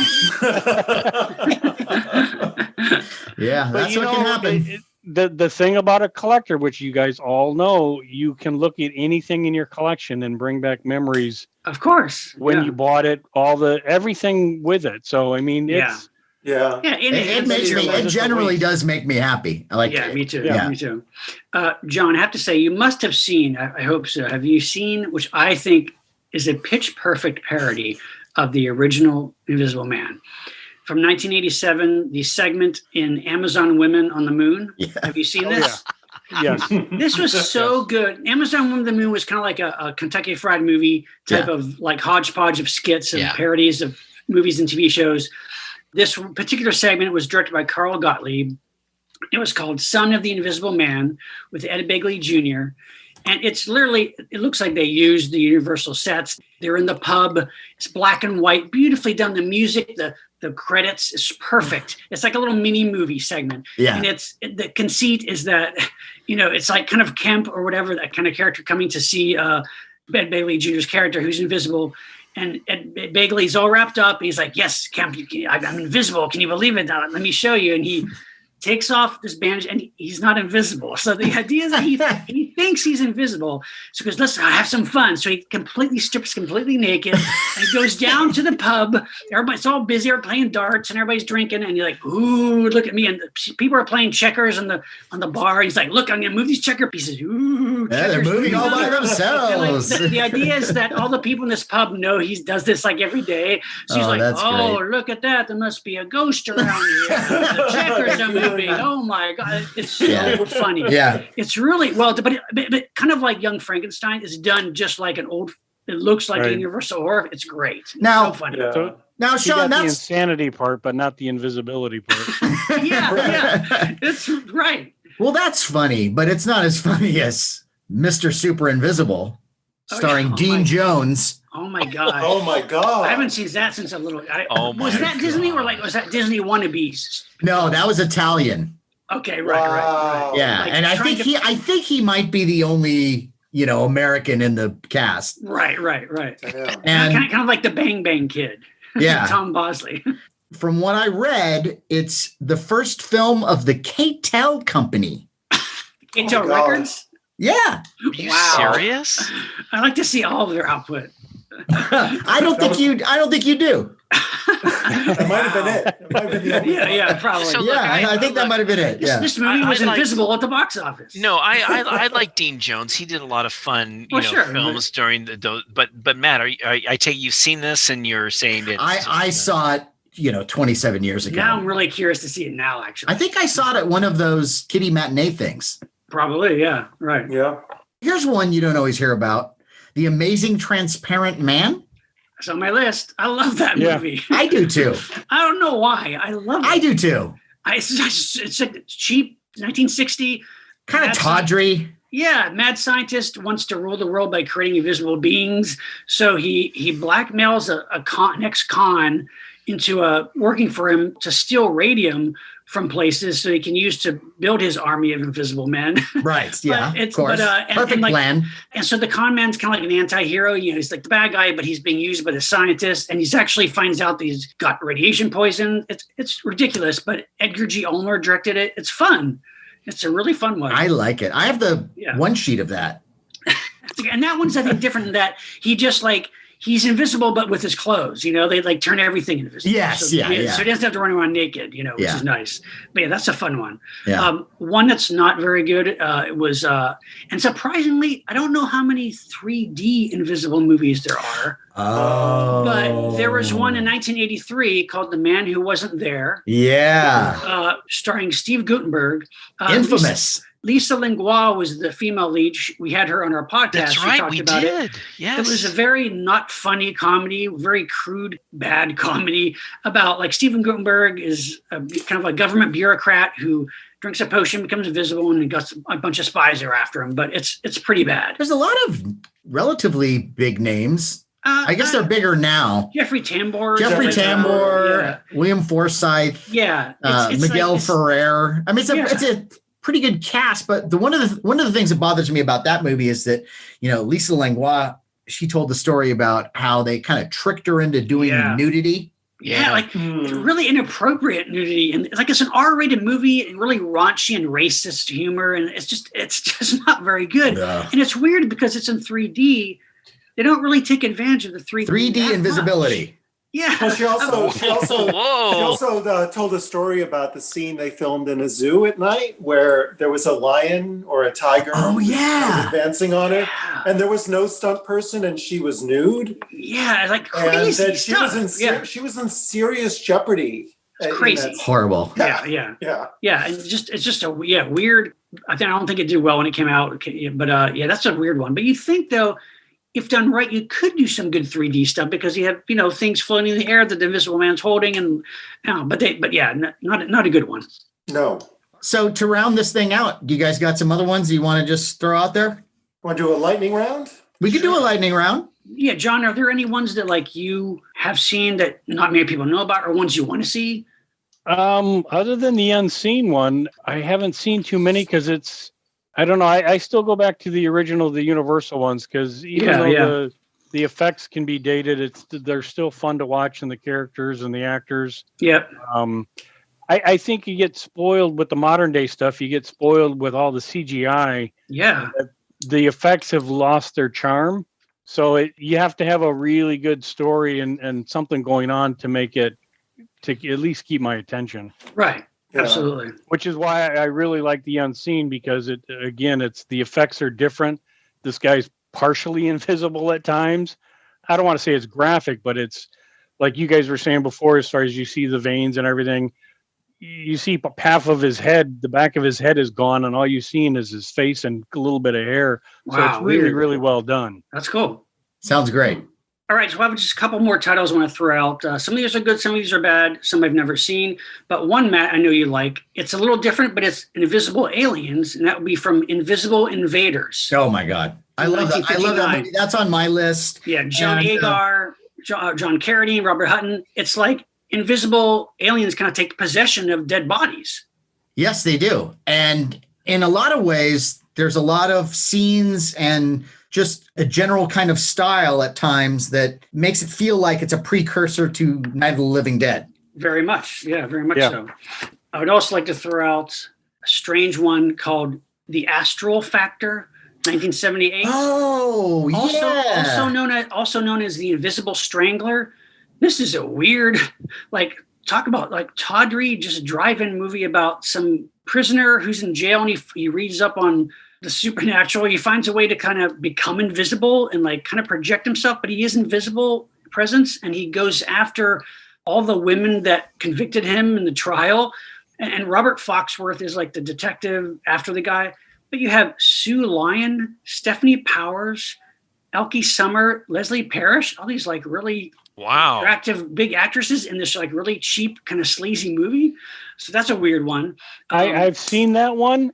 If I'm remembering this correctly, I think it's Robert Foxworth's partner has a pen with him, and every time he's on the scene, he's sitting there doing this. I mean, to the point where clicking the pen. He's doing it again. It's just like he comes on the screen and sure as shit, you're going, he's doing it again. And you know they had to piss off the other actors going, dude, I'm working here. What are you doing? That's weird. I'm almost positive that's the same. Probably, yeah. It's like, could you come up with some quieter business? Yeah, a little different character, This is my character. He's really nervous, so I got to do this every time I'm on screen. Very annoying to the people around him. That's my character. Really sorry. This is one I've never seen, but now I have to see it, from 1990, called The Invisible Maniac, directed by Adam Rifkin. It's basically just like a sexploitation sci-fi horror movie about a guy who gets invisible so he can watch girls showering. That's kind of the movie, I think. And Matt, also from a true story. Yeah. Matt, you had mentioned Invisible Gorilla. There actually is an Invisible Gorilla movie. Oh, fuck you. It's called Orloff Against the Invisible Man, 1970. It's kind of like a Jess Franco movie. It's a sleazy European movie. It's not Jess Franco, but it has some of the Franco actors in it. And basically, the mad scientist Dr. Orloff creates an invisible ape man who goes around attacking naked women. There's a lot of nudity in it. Yeah. So all right, I'm in. And I have to throw, of course, Sue Storm from the Fantastic Four. Oh yeah. Yeah, what a waste of invisibility. Because I want to see you. Exactly. When Jessica Alba was going to be in 2005. When she was going to be in Fantastic Four, I was like, wait, I want to see Jessica Alba. I don't want her to be naked or be invisible. Well, you do see her, but she. But then you have to hear her. Well, I He's hate. Not one of our. I think you're a little harsh on Jessica Alba. I thought she was great. I mean, I liked it. So you know what? In movies like that, it's hard sometimes to separate the writing from the performance, because I think one might influence the other. But God, what a snore those movies were. There's parts of the second one that I do like more. Well, but look, it's always, I don't know what it is with that franchise, but it's always just a wasted opportunity. But Matt, no longer. Yes. The Fantastic Four are now officially part of the MCU. They're going to make a Fantastic Four movie. Well, let's wait a minute. Let's wait and see. I know, but think about it, though. It's got to be better than those two movies, and it has to be better than the other one. Yeah. So, I mean, come on. They're going to do something interesting at least. All right. Well, I certainly hope so. Yeah. So there we go. Those are my lightning rounds. Okay. Cool. Well, from the comics, Alan Moore's League of Extraordinary Gentlemen continues H.G. Wells' Griffin as the Invisible Man, and he's a great Invisible Man. That character. Well, because he's a fucking bastard. Yeah, he's an asshole. Yeah. He's a complete asshole. He's supposed to be in this kind of league of these heroes, and he's still who he is. I mean, that's his nature. So he can't continue in the series, and I won't give anything away, but he does get his comeuppance in a wonderful way. Right. But wait a minute, doesn't he also, if I remember correctly in the comics, doesn't he get a whole bunch of nuns pregnant? Yeah. That's his thing. No. Yeah. Oh my. The spirit of God is coming in the door. He's a serial rapist. And Yeah. let's just say that Mr. Hyde gives him an appropriate comeuppance. Right. Fantastic. There is a Mexican from 1957, El Hombre que logró ser invisible, from Calderon Studios, which is very much like Invisible Man Returns. It's someone who's accused of murder, who's trying to clear his name. It's along those lines. The whole thing is on YouTube. We can't leave out The Ghost in the Invisible Bikini from American International from 1966. Yeah. Which is pretty much part of the whole Beach Party series. It's got the same people in it, Harvey Lembeck, except it's also got Basil Rathbone and Boris Karloff. Yep. And as titillating as the title sounds, the bikini's invisible, but it's invisible through Susan Hart's entire body, so you don't really see anything. Right, exactly. Kind of a cheat. Just, And then finally, from 2003, The Erotic Misadventures of the Invisible Man, which was a straight-to-video. And I own it. Well, if you own the DVD, you can sell it on eBay for over $200 because that's what it's going for now. For some reason. I will never sell. Wow. The only remarkable thing about it is, and I have the poster here, which would never fly in the Me Too era. Wow. But actually, it's very similar to the poster for Zapped. Yes, it is. Because Zapped is another poster you couldn't do today. Right, because you've got a woman whose skirt is being lifted up from behind. No. That's a great poster. Well, I mentioned this because the model was actually booked by me. Back when I was working at the Playboy modeling agency, working with some of the Roger Corman marketing people, and they called me and said, "We've got this DVD cover. Do you have a model? This is a Playboy playmate named Penelope Jimenez who's on the cover." And that's I have great. So there you go. I've never done that. I'm so proud of you. My claim to fame. All right. Hey, James, I'm surprised you didn't bring up Die Another Day. Oh my God, the Invisible Car. The Aston Martin V12 Vanquish. Yeah. Glad you brought that up. Maybe the ultimate jump the shark moment in the Didn't that almost tank the whole series? Yeah. Well, and it was, and on top of that, it was John Cleese who introduced the Invisible Car too, which you're totally in Monty Python territory now. It's an invisible car. If only they had made it that funny. And then the last one that I would mention is, now this is not a great movie, but Mystery Men. Oh yeah. Oh yes. And in Mystery Men, again, there were so many jokes that were funny in concept, but just the movie as a whole is not that good. Yeah. But there's Invisible Boy, who is a superhero who can only become invisible if nobody is looking. And that's a funny concept. God. I have some affection for that movie. Okay, all right. Well, that's okay. Okay, well, my last one is Miss Peregrine's Home for Peculiar Children. I've talked about this before. Yeah. In 2016, all these little children who are caught in this like time loop, each one has different unique abilities. These little kids, there's like a 10-year-old who's really strong, one that can use her power to make plants grow and stuff. And it's really kind of neat. There is one little boy who's invisible.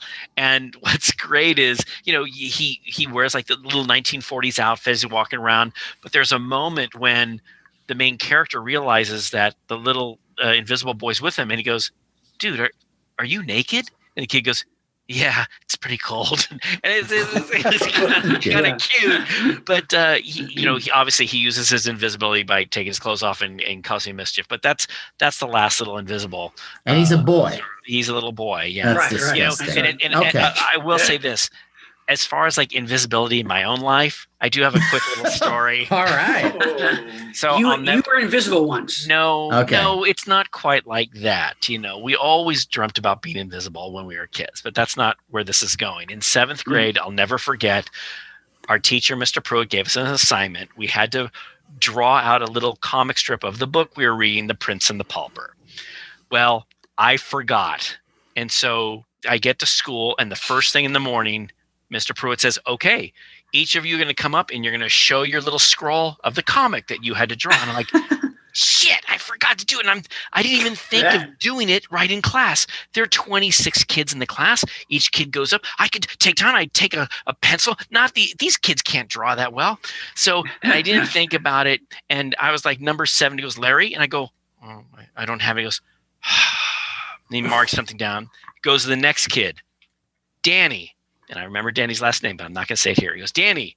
And Danny goes, yes, Mr. Pruitt, I've got mine. He gets up in front of the class, rolls out the scroll and says, I did my comic in invisible ink, rolls it out and starts to say what each panel is. There's nothing there. And went through this whole act of, here's the scene where the prince does this, and here's the scene where the prince does, and at the end of it, he rolls it back up and goes back, and everyone just started laughing, and Mr. Pruitt just kind of put his head down. It's like, invisible ink. Well, he made a presentation, and I remember thinking that kid was genius. Why didn't I? It's Captain Kirk. He's Kobayashi Maru. And you know why I didn't do it? You know why I didn't do it? Because I'm an idiot. That's why. I'll bet that kid didn't get he probably got a little something for coming up with something on the fly, but you know what? Yeah. This is like over 40 years ago. I just reconnected with him on Facebook, so I'm gonna ask. And by the way, he was at that birthday party where I threw the Frisbee and couldn't get the King Kong. So I wanted to ask him about that too. Okay, John, just to catch you up. What Larry does over many shows is he brings up these incidents in his life where somehow he's been slighted. And this guy has a memory. You have never met someone who can hold a grudge. Okay, John, let me ask you something. Don't you? Okay, John, you're going to have a birthday party, okay? And your mom puts a stick with a hoop and says, hey, each of the kids throws a Frisbee through, and if they get it, then they each get a prize, okay? And you invite 10 kids, but only have 8 prizes. What does that mean, John?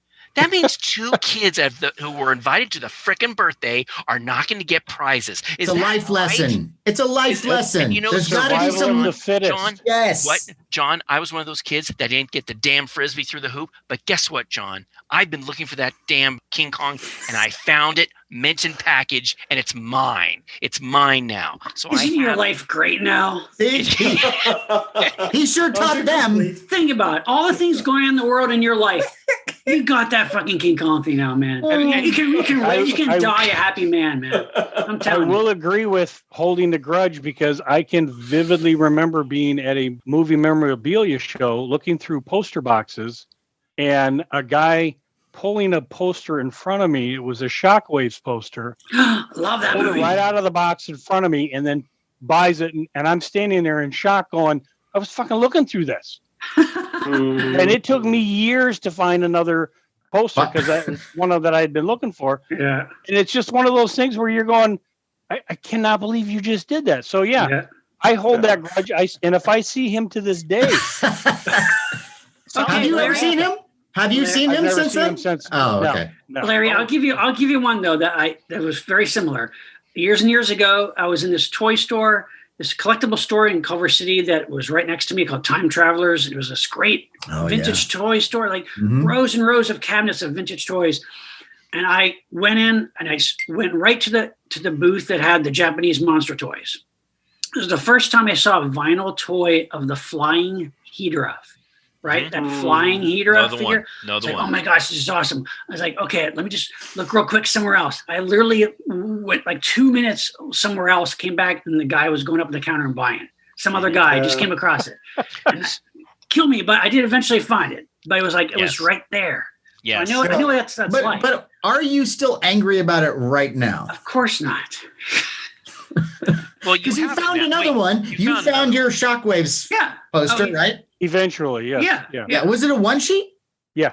One sheet, yeah. Well, that's great. That's great. Well, hey, awesome. I just want to thank John. John, thank you so much for being with us tonight. Your knowledge of just the historical, Invisible Man. I just love hearing the stories and the knowledge that you have. Thank you so much for bringing it. No, you were great. And if you ever want to come on the show again, we would love to have you. Because I know you know a lot of other things, so we'd love to have you back. Yeah, anytime. I mean, I can I can babble on about anything from Hammer to Spanish horror to the the Universal. I'm well rounded. So we could do a Spanish horror / national. Oh yeah, we should do that. We should. Absolutely. Yeah, we definitely should. We've been talking about it. But John, I know you go to conventions. You have a booth sometimes. Can you tell us? Is there anything that you're working on right now? You got something coming out, or how can people check out what you do? Well, there's the website kitleyscrypt.com. or my stuff in Horror Hound. My book that you mentioned came out 2019 called Discover the Horror, which is available on Amazon, or you can get it directly through the website, which means you can get it signed for free. I don't charge for autographs. And hopefully that will spark some interest in seeking out some other films. That's the whole, that's kind of what I do is try to teach people the history of the genre. Awesome. As a noble cause. Yes, it is. Yes. Yeah. Awesome. Let's raise our invisibility glasses and toast. Yes. Yes. To John KITLEY and invisibility. Yes. Ooh, invisibility glasses. I can't find in the way. It's just liquid. Time for a listener shout out. Shout out. Shout out, invisible shout out. This goes out to Jennifer Howard from Orlando, Florida. Who's Jennifer Howard. Proud owner of a Monster Party cloth mask, a PPE. Oh, never a better time to wear it. You're right. Yes, indeed. Yeah. Representing your favorite podcast and protecting yourself and others. And others, yes. And you can be partially invisible by wearing it. Yes. Yeah. Nice. It's your very tiny invisibility cloak. Yeah. Thank you, Jennifer. Yes, thank you. Also, a shout out to our longtime listener, Pat Moody from Hamden, Connecticut. All right. Pat Moody. True blue. Pat Moody, novelist, author of The Gravedigger's Son. Mm-hmm. Nice. Horror novel, who's now the proud owner of a Monster Party glow-in-the-dark T-shirt. Oh. Now you'll be visible in the night. You don't have to worry about being invisible anymore. Don't go crazy. You've got a T-shirt now to light your way. You don't have to wear a latex mask. You don't have, right? Or a fake weird nose and some sunglasses. Yeah. Put that T-shirt on. And of course, Monster Party merch is available on eBay, on our eBay store, which is called Monster Party Store. Shipping is still free. Wait, what? This is the first not, I've heard of this. In this day and age, free? Shipping still free. So the shipping is invisible, basically. Invisible shipping. Thank you, Sean. I'm just going to keep. That's how it's going to be referred to. That's how it's going to be referred to from now on. and the shipping is invisible. The shipping fee. Times of savings, but you're still going to get it. And it's a lot. Yeah. And hey, if you're a Patreon member, there's even more, right, Matt? Oh my goodness. Well, if you join if you join our Patreon account and you become a monster partier for Patreon, what you will get is with your merch, you will get some prizes, some extra things donated to us by Biff Bang Pow Toys and Jason Lindsay. Nice. And who knows, I might throw in some extra things in there. You never know what you're going to get, but I guarantee you're going to open that box and you're going to go, life's good. Yeah, I'm going to make it. With all this extra stuff and goodies, I mean, is it really expensive? That is a good question. And I'm going to give a good answer. And that is no, it's not. No. It is $5 a month. $5. $5. Wow. If you slice that up into days, it's nothing. Really? It's like you went to your couch and you dug in there and you grabbed a couple coins and you put it in a jar. By the end, you got $5 and you're in. That's right. Right? So get to that couch. And then don't stop there. Go to your friends' homes. Wear a mask. Be 6 feet apart.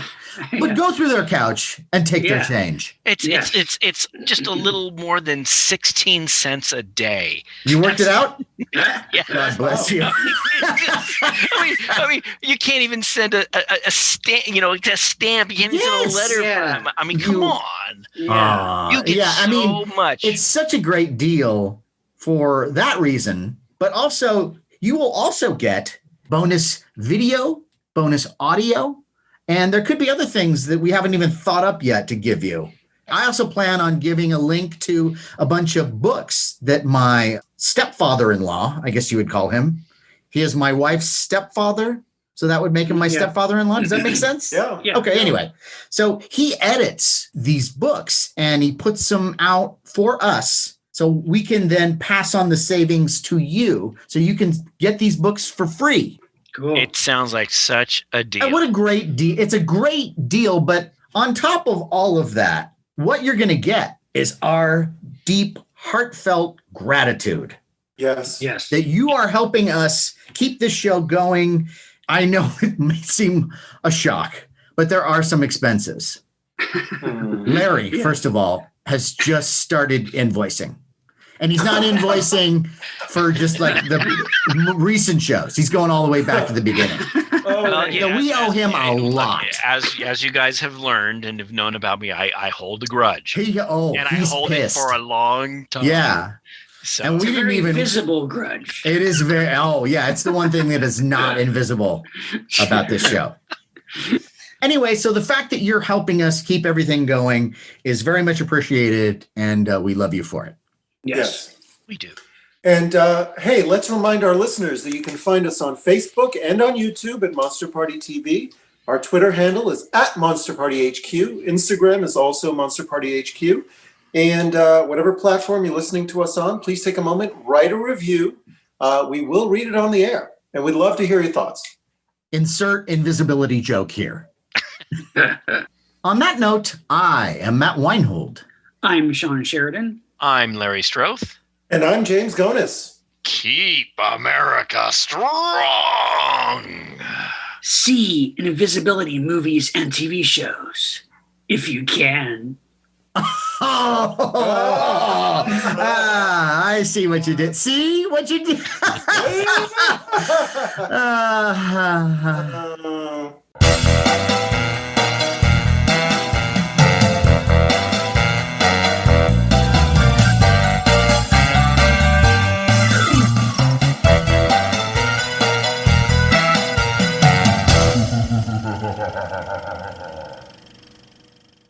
You look familiar, like we may have run into you at conventions. Monsterpalooza. I've been to Palooza once, and that was 2019. But I go to probably 6 to 8, 10 shows a year.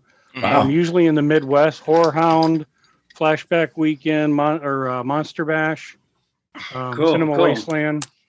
Yeah, but Monsterpalooza is really great. I mean, let's face it. It is. Look, John. We have we personally have no stake in Monsterpalooza. No. But you know what I'm saying. I mean, because we're close to Hollywood, you get the big guys coming out there.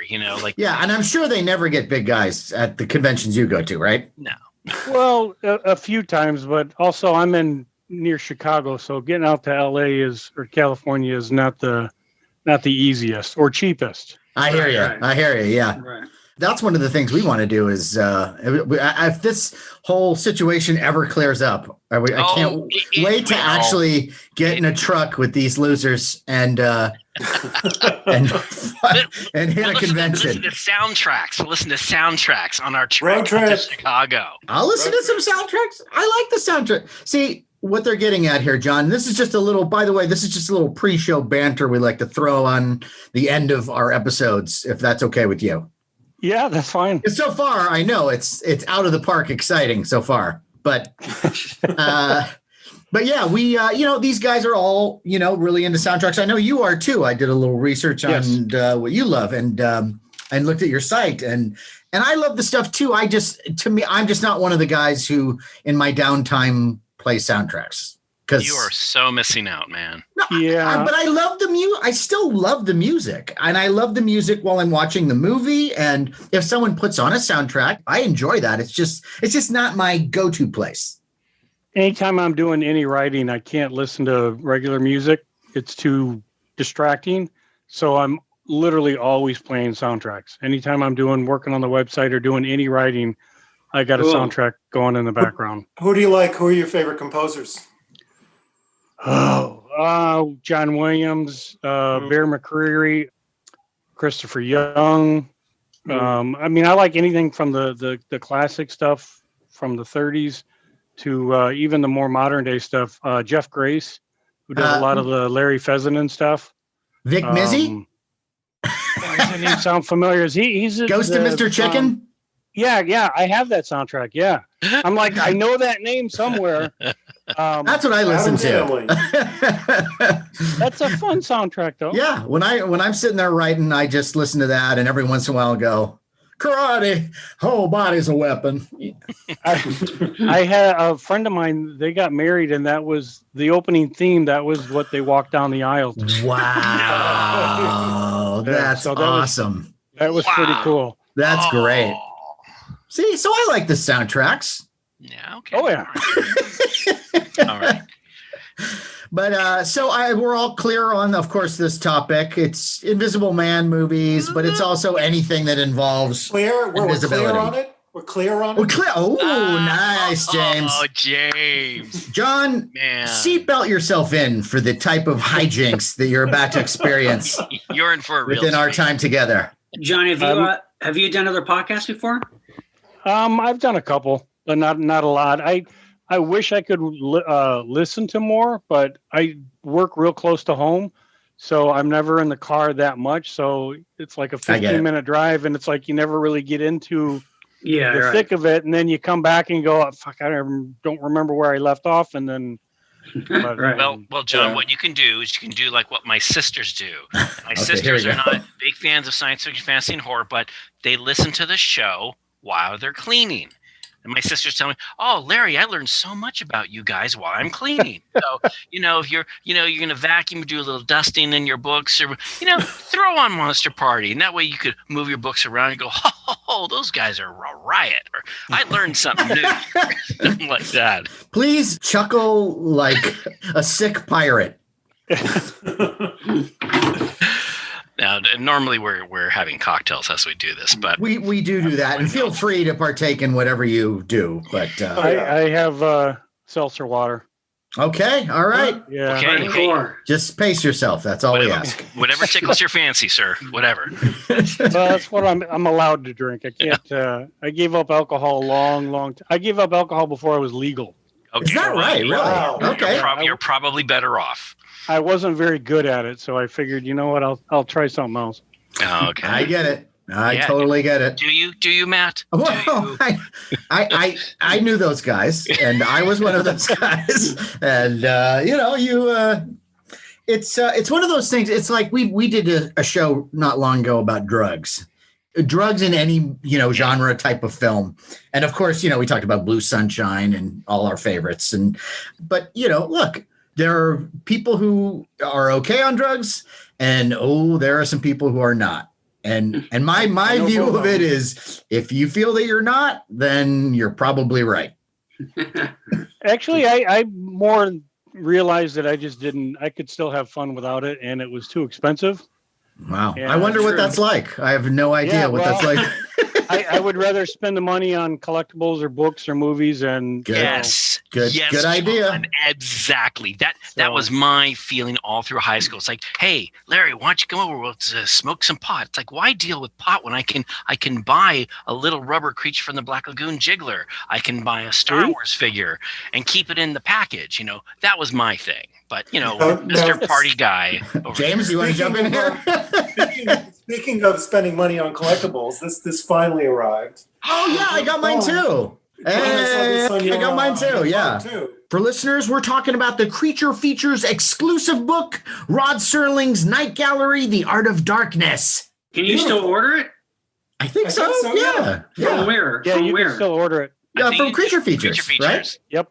from their website. What a beautiful book. My God. It's gorgeous. It's amazing. It's gorgeous. This is so beautiful. I almost don't want to touch it. It's almost like Spinal Tap. I know. Don't even look at it.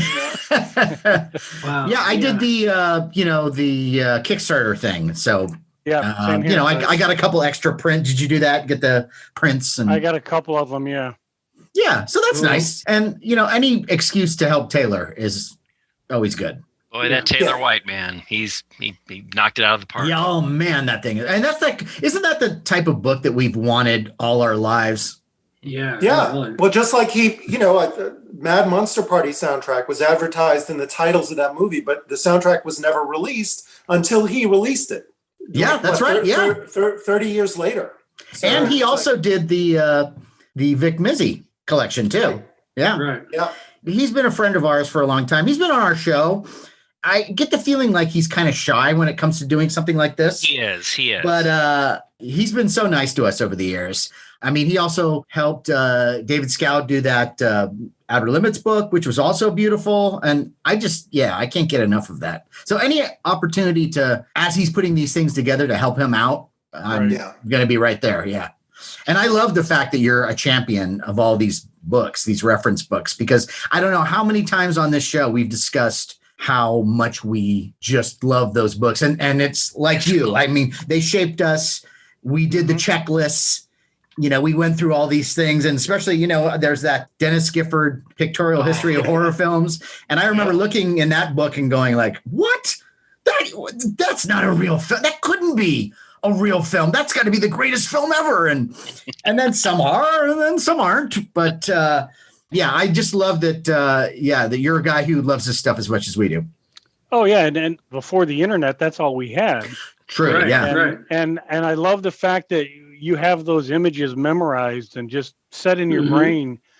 Then 2 decades later, you're watching this movie and that image comes up in the film and you're like, holy shit, that's it from. Yeah. So it's again, and I think that's where we can still keep learning about movies and stuff is through that. So that's why I obviously have a huge collection and review them on the site and keep promoting them. And when I do conventions, that's what I sell. I set up as a vendor and sell reference books. That's great. So, not a lot of competition because people are more interested in buying toys and DVDs and Blu-rays and stuff. But I would rather be the one guy that's trying to, sell the knowledge if I can. Yeah, because history is important. Hey, I like that. I like the toys. I like the Blu-rays and DVDs, but I'm also a book guy. James and I, always at Comic-Con, we'd always go to those same book vendors, and we'd always go through, and we would always pick up a great monster book, wouldn't we, James?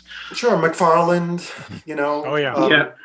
Tomorrow's Publishing does great stuff. Midnight Marquee. Midnight Marquee. Yeah. Well, and another thing too, you were talking about in an interview, you were talking about how, it's easier nowadays to find stuff. When we were growing up, you had to just kind of hope that something would come on TV, or maybe you would be at a convention, you'd find something on videotape.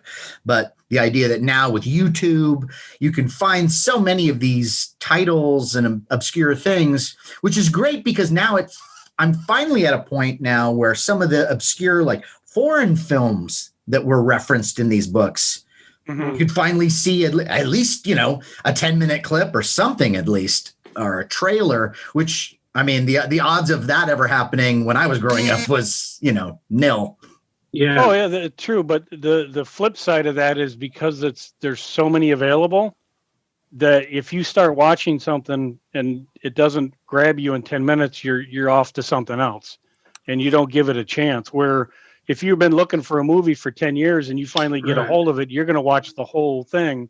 Right. So I think we kind of get spoiled that because it's so easily available, you literally can read about a movie and go onto YouTube and find it. Yeah. You kind of lose the chase. And that's true. That is true. Grew up looking for that, going through the TV guide, looking for, something that we want to see. Yeah. So it's one of those things that you kind of get the grumpy old man syndrome where you're going, God damn it, I had to wait 5 years to watch it. Yeah. It's a blessing and a curse. Exactly. Right. On the same token, people have that access that we didn't have. So right. Yeah. Yeah, it is good and bad. I mean, I do love that fact that in this age, the most obscure horror or sci-fi films you can imagine are coming out now in lovingly produced Blu-rays. It's just, I mean, that's great because I love the archaeologist aspect of it, is finding these things, because I have lots of lists and I'm always looking for stuff. I'm always looking for something I've never seen. Because I have, we have an entire room of physical media and literally 6,000 or 7,000 titles on physical media, but I'm still looking for things I haven't seen, and I find them. And that's the beauty of it, is that, I mean, we've obviously all been in it a very long time. We still come across stuff that we've never heard of before. Yeah. And it's like from any decade, you're going, wait a minute, this came out in the 70s? How come I don't know about this? Right. Yeah. So it's cool. You never get tired. You'll never get bored looking for stuff. So that's the great thing. What's been a pretty good outlet for me these days is Amazon Prime. Like there's so much stuff on Amazon Prime right now that just obscure old English stuff films too, and like I recently saw a bunch of titles things that I'd never heard of or maybe just seen them, the reference to the title thrown away in a reference book. Right. And then to actually see them there, a lot of great stuff. And I mean, that's one of the perks of joining up with that. Yeah. True. Yeah. A lot better than Netflix. Netflix is, You're right. Not a bunch. No, not as varied. Yeah. So it still gives us good stuff. So, come on, Netflix isn't that bad. Well, no, it's not bad, but if comparing them, if you're looking for obscure stuff, Amazon's the way to go. Yes. Netflix never has any film I'm looking for. They have shows and they have, if it's really recent or pretty bad, then Right. Netflix is maybe your way to go. So John, I take it maybe you haven't listened to a Monster Party episode. I mean, we're so big, but you have. I listened to the one. Was it 2 weeks ago? The one with the projectionist, Garyana? Oh, yeah. Yes, that okay. one. Yeah. Cool. Okay. Which I worked in a movie theater and a video store years and years ago. That was my first job. Nice. So it was kind of reminiscence of, granted I was just an usher, but a lot of those stories resonated with me being in that industry, so to speak. It's good. Yeah. All right. Well, John, just let you know as we get started, what we did on that last show. Matt's going to kind of do his little introduction. We introduce ourselves. We say what the topic is, and then we introduce you. And once we introduce you, then we're going to go to town. And James, are you going to be doing John's introduction? Yeah. Okay. Fantastic. Great. Okay. And John, just to go over some things. Yeah, it's Invisibility. You did that great Horror Hound article. Thank you. Yeah, good job. Maybe start with that Granddaddy Invisible Man. We can go from there. Well, let's get to it then. I'll try not to interrupt. I'm working on that. Famous last words. Okay. But, hey, look! I've got a few little surprises for you. But, dear God, help us! Well, you know what? Maybe Sean's got. I think I might disappear. Okay, here we go.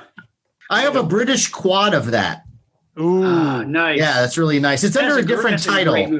It's under like something core, like Death Corpse. Death Corpse, yeah. No. It's oh my God, I'm blanking on Wet Nazis. It is the best underwater Nazi zombie movie ever made. Yeah. Despite the fact that there's more than one underwater zombie movie, but yes. Well, John, wait. Hold on. I have to now find out. I'm blanking on the name of my own poster. It's the 50s, man. That's what it is. I know, really. I know, it's terrible. It's I gotta pee more now. I know. Okay. I wake up in the middle of the night. Oh, what is this? See, if you were invisible, you could pee anywhere. John, we're almost there. Hold on 1 second, okay? Okay. What's going on?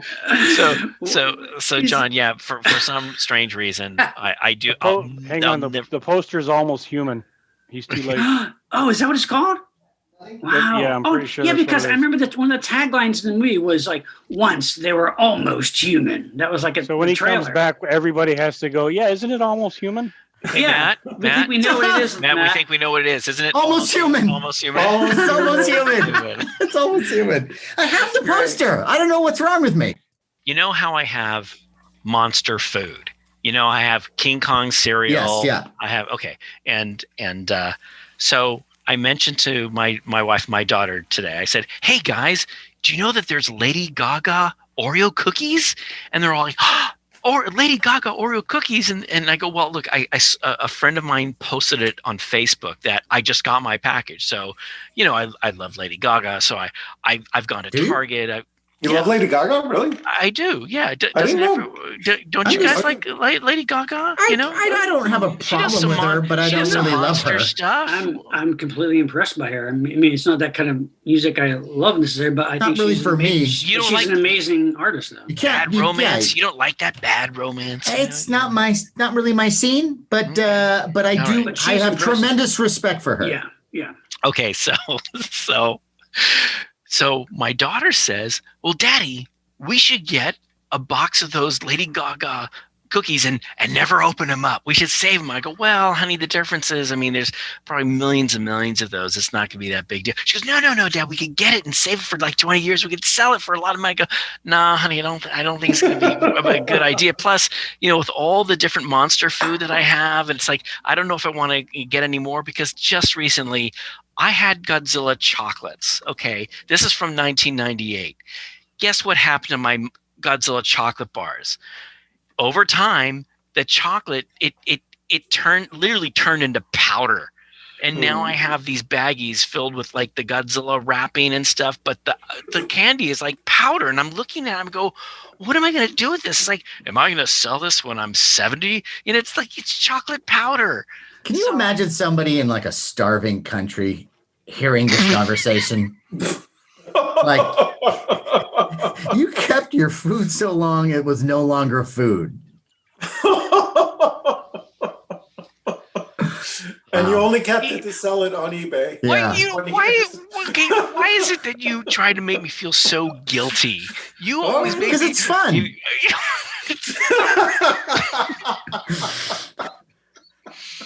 All right. Well, that's great. You know what I'm gonna do? You know what I'm gonna do? Eat all your food now. I'm gonna throw those Godzilla candies away. That's probably for the best. Yes. I know. And I don't know why, Lady. By the way, I don't know. You're not going to do it, Larry. What? I'll believe it when I see it. You won't do it. But Lady Gaga, you would think with her meat dress and all that, she'd make something like a chili, you know, and then that would last longer. Canned foods last longer, right? Yeah, but hey, it looks like it's like a pink filling or like a green filling with pink. It looks tasty. Okay, well, I'll take your word for it. Probably pretty good. Yeah. Mr. Ganja over here. What? I'm saying that you would be stoned and you would think that it would taste good. Yeah. And not to single out Sean, but I have to say that there was a time when I got so high that I ate a couple bags of ramen uncooked. Oh, No. yeah. Wow. I've never done. Are you I've on done something? that. Are you guys? Is You've anyone done else? that? Oh, see, there you go. Yeah. No, it's good. It's crunchy, you know. Yeah. Yeah. There's no I just you know. Yeah. What about the powder? The powder? Did you lick the powder or I something? probably should have, but I did not do that. That would have been a good idea. It's full of delicious MSG. And salt. And who doesn't love salt? Yeah.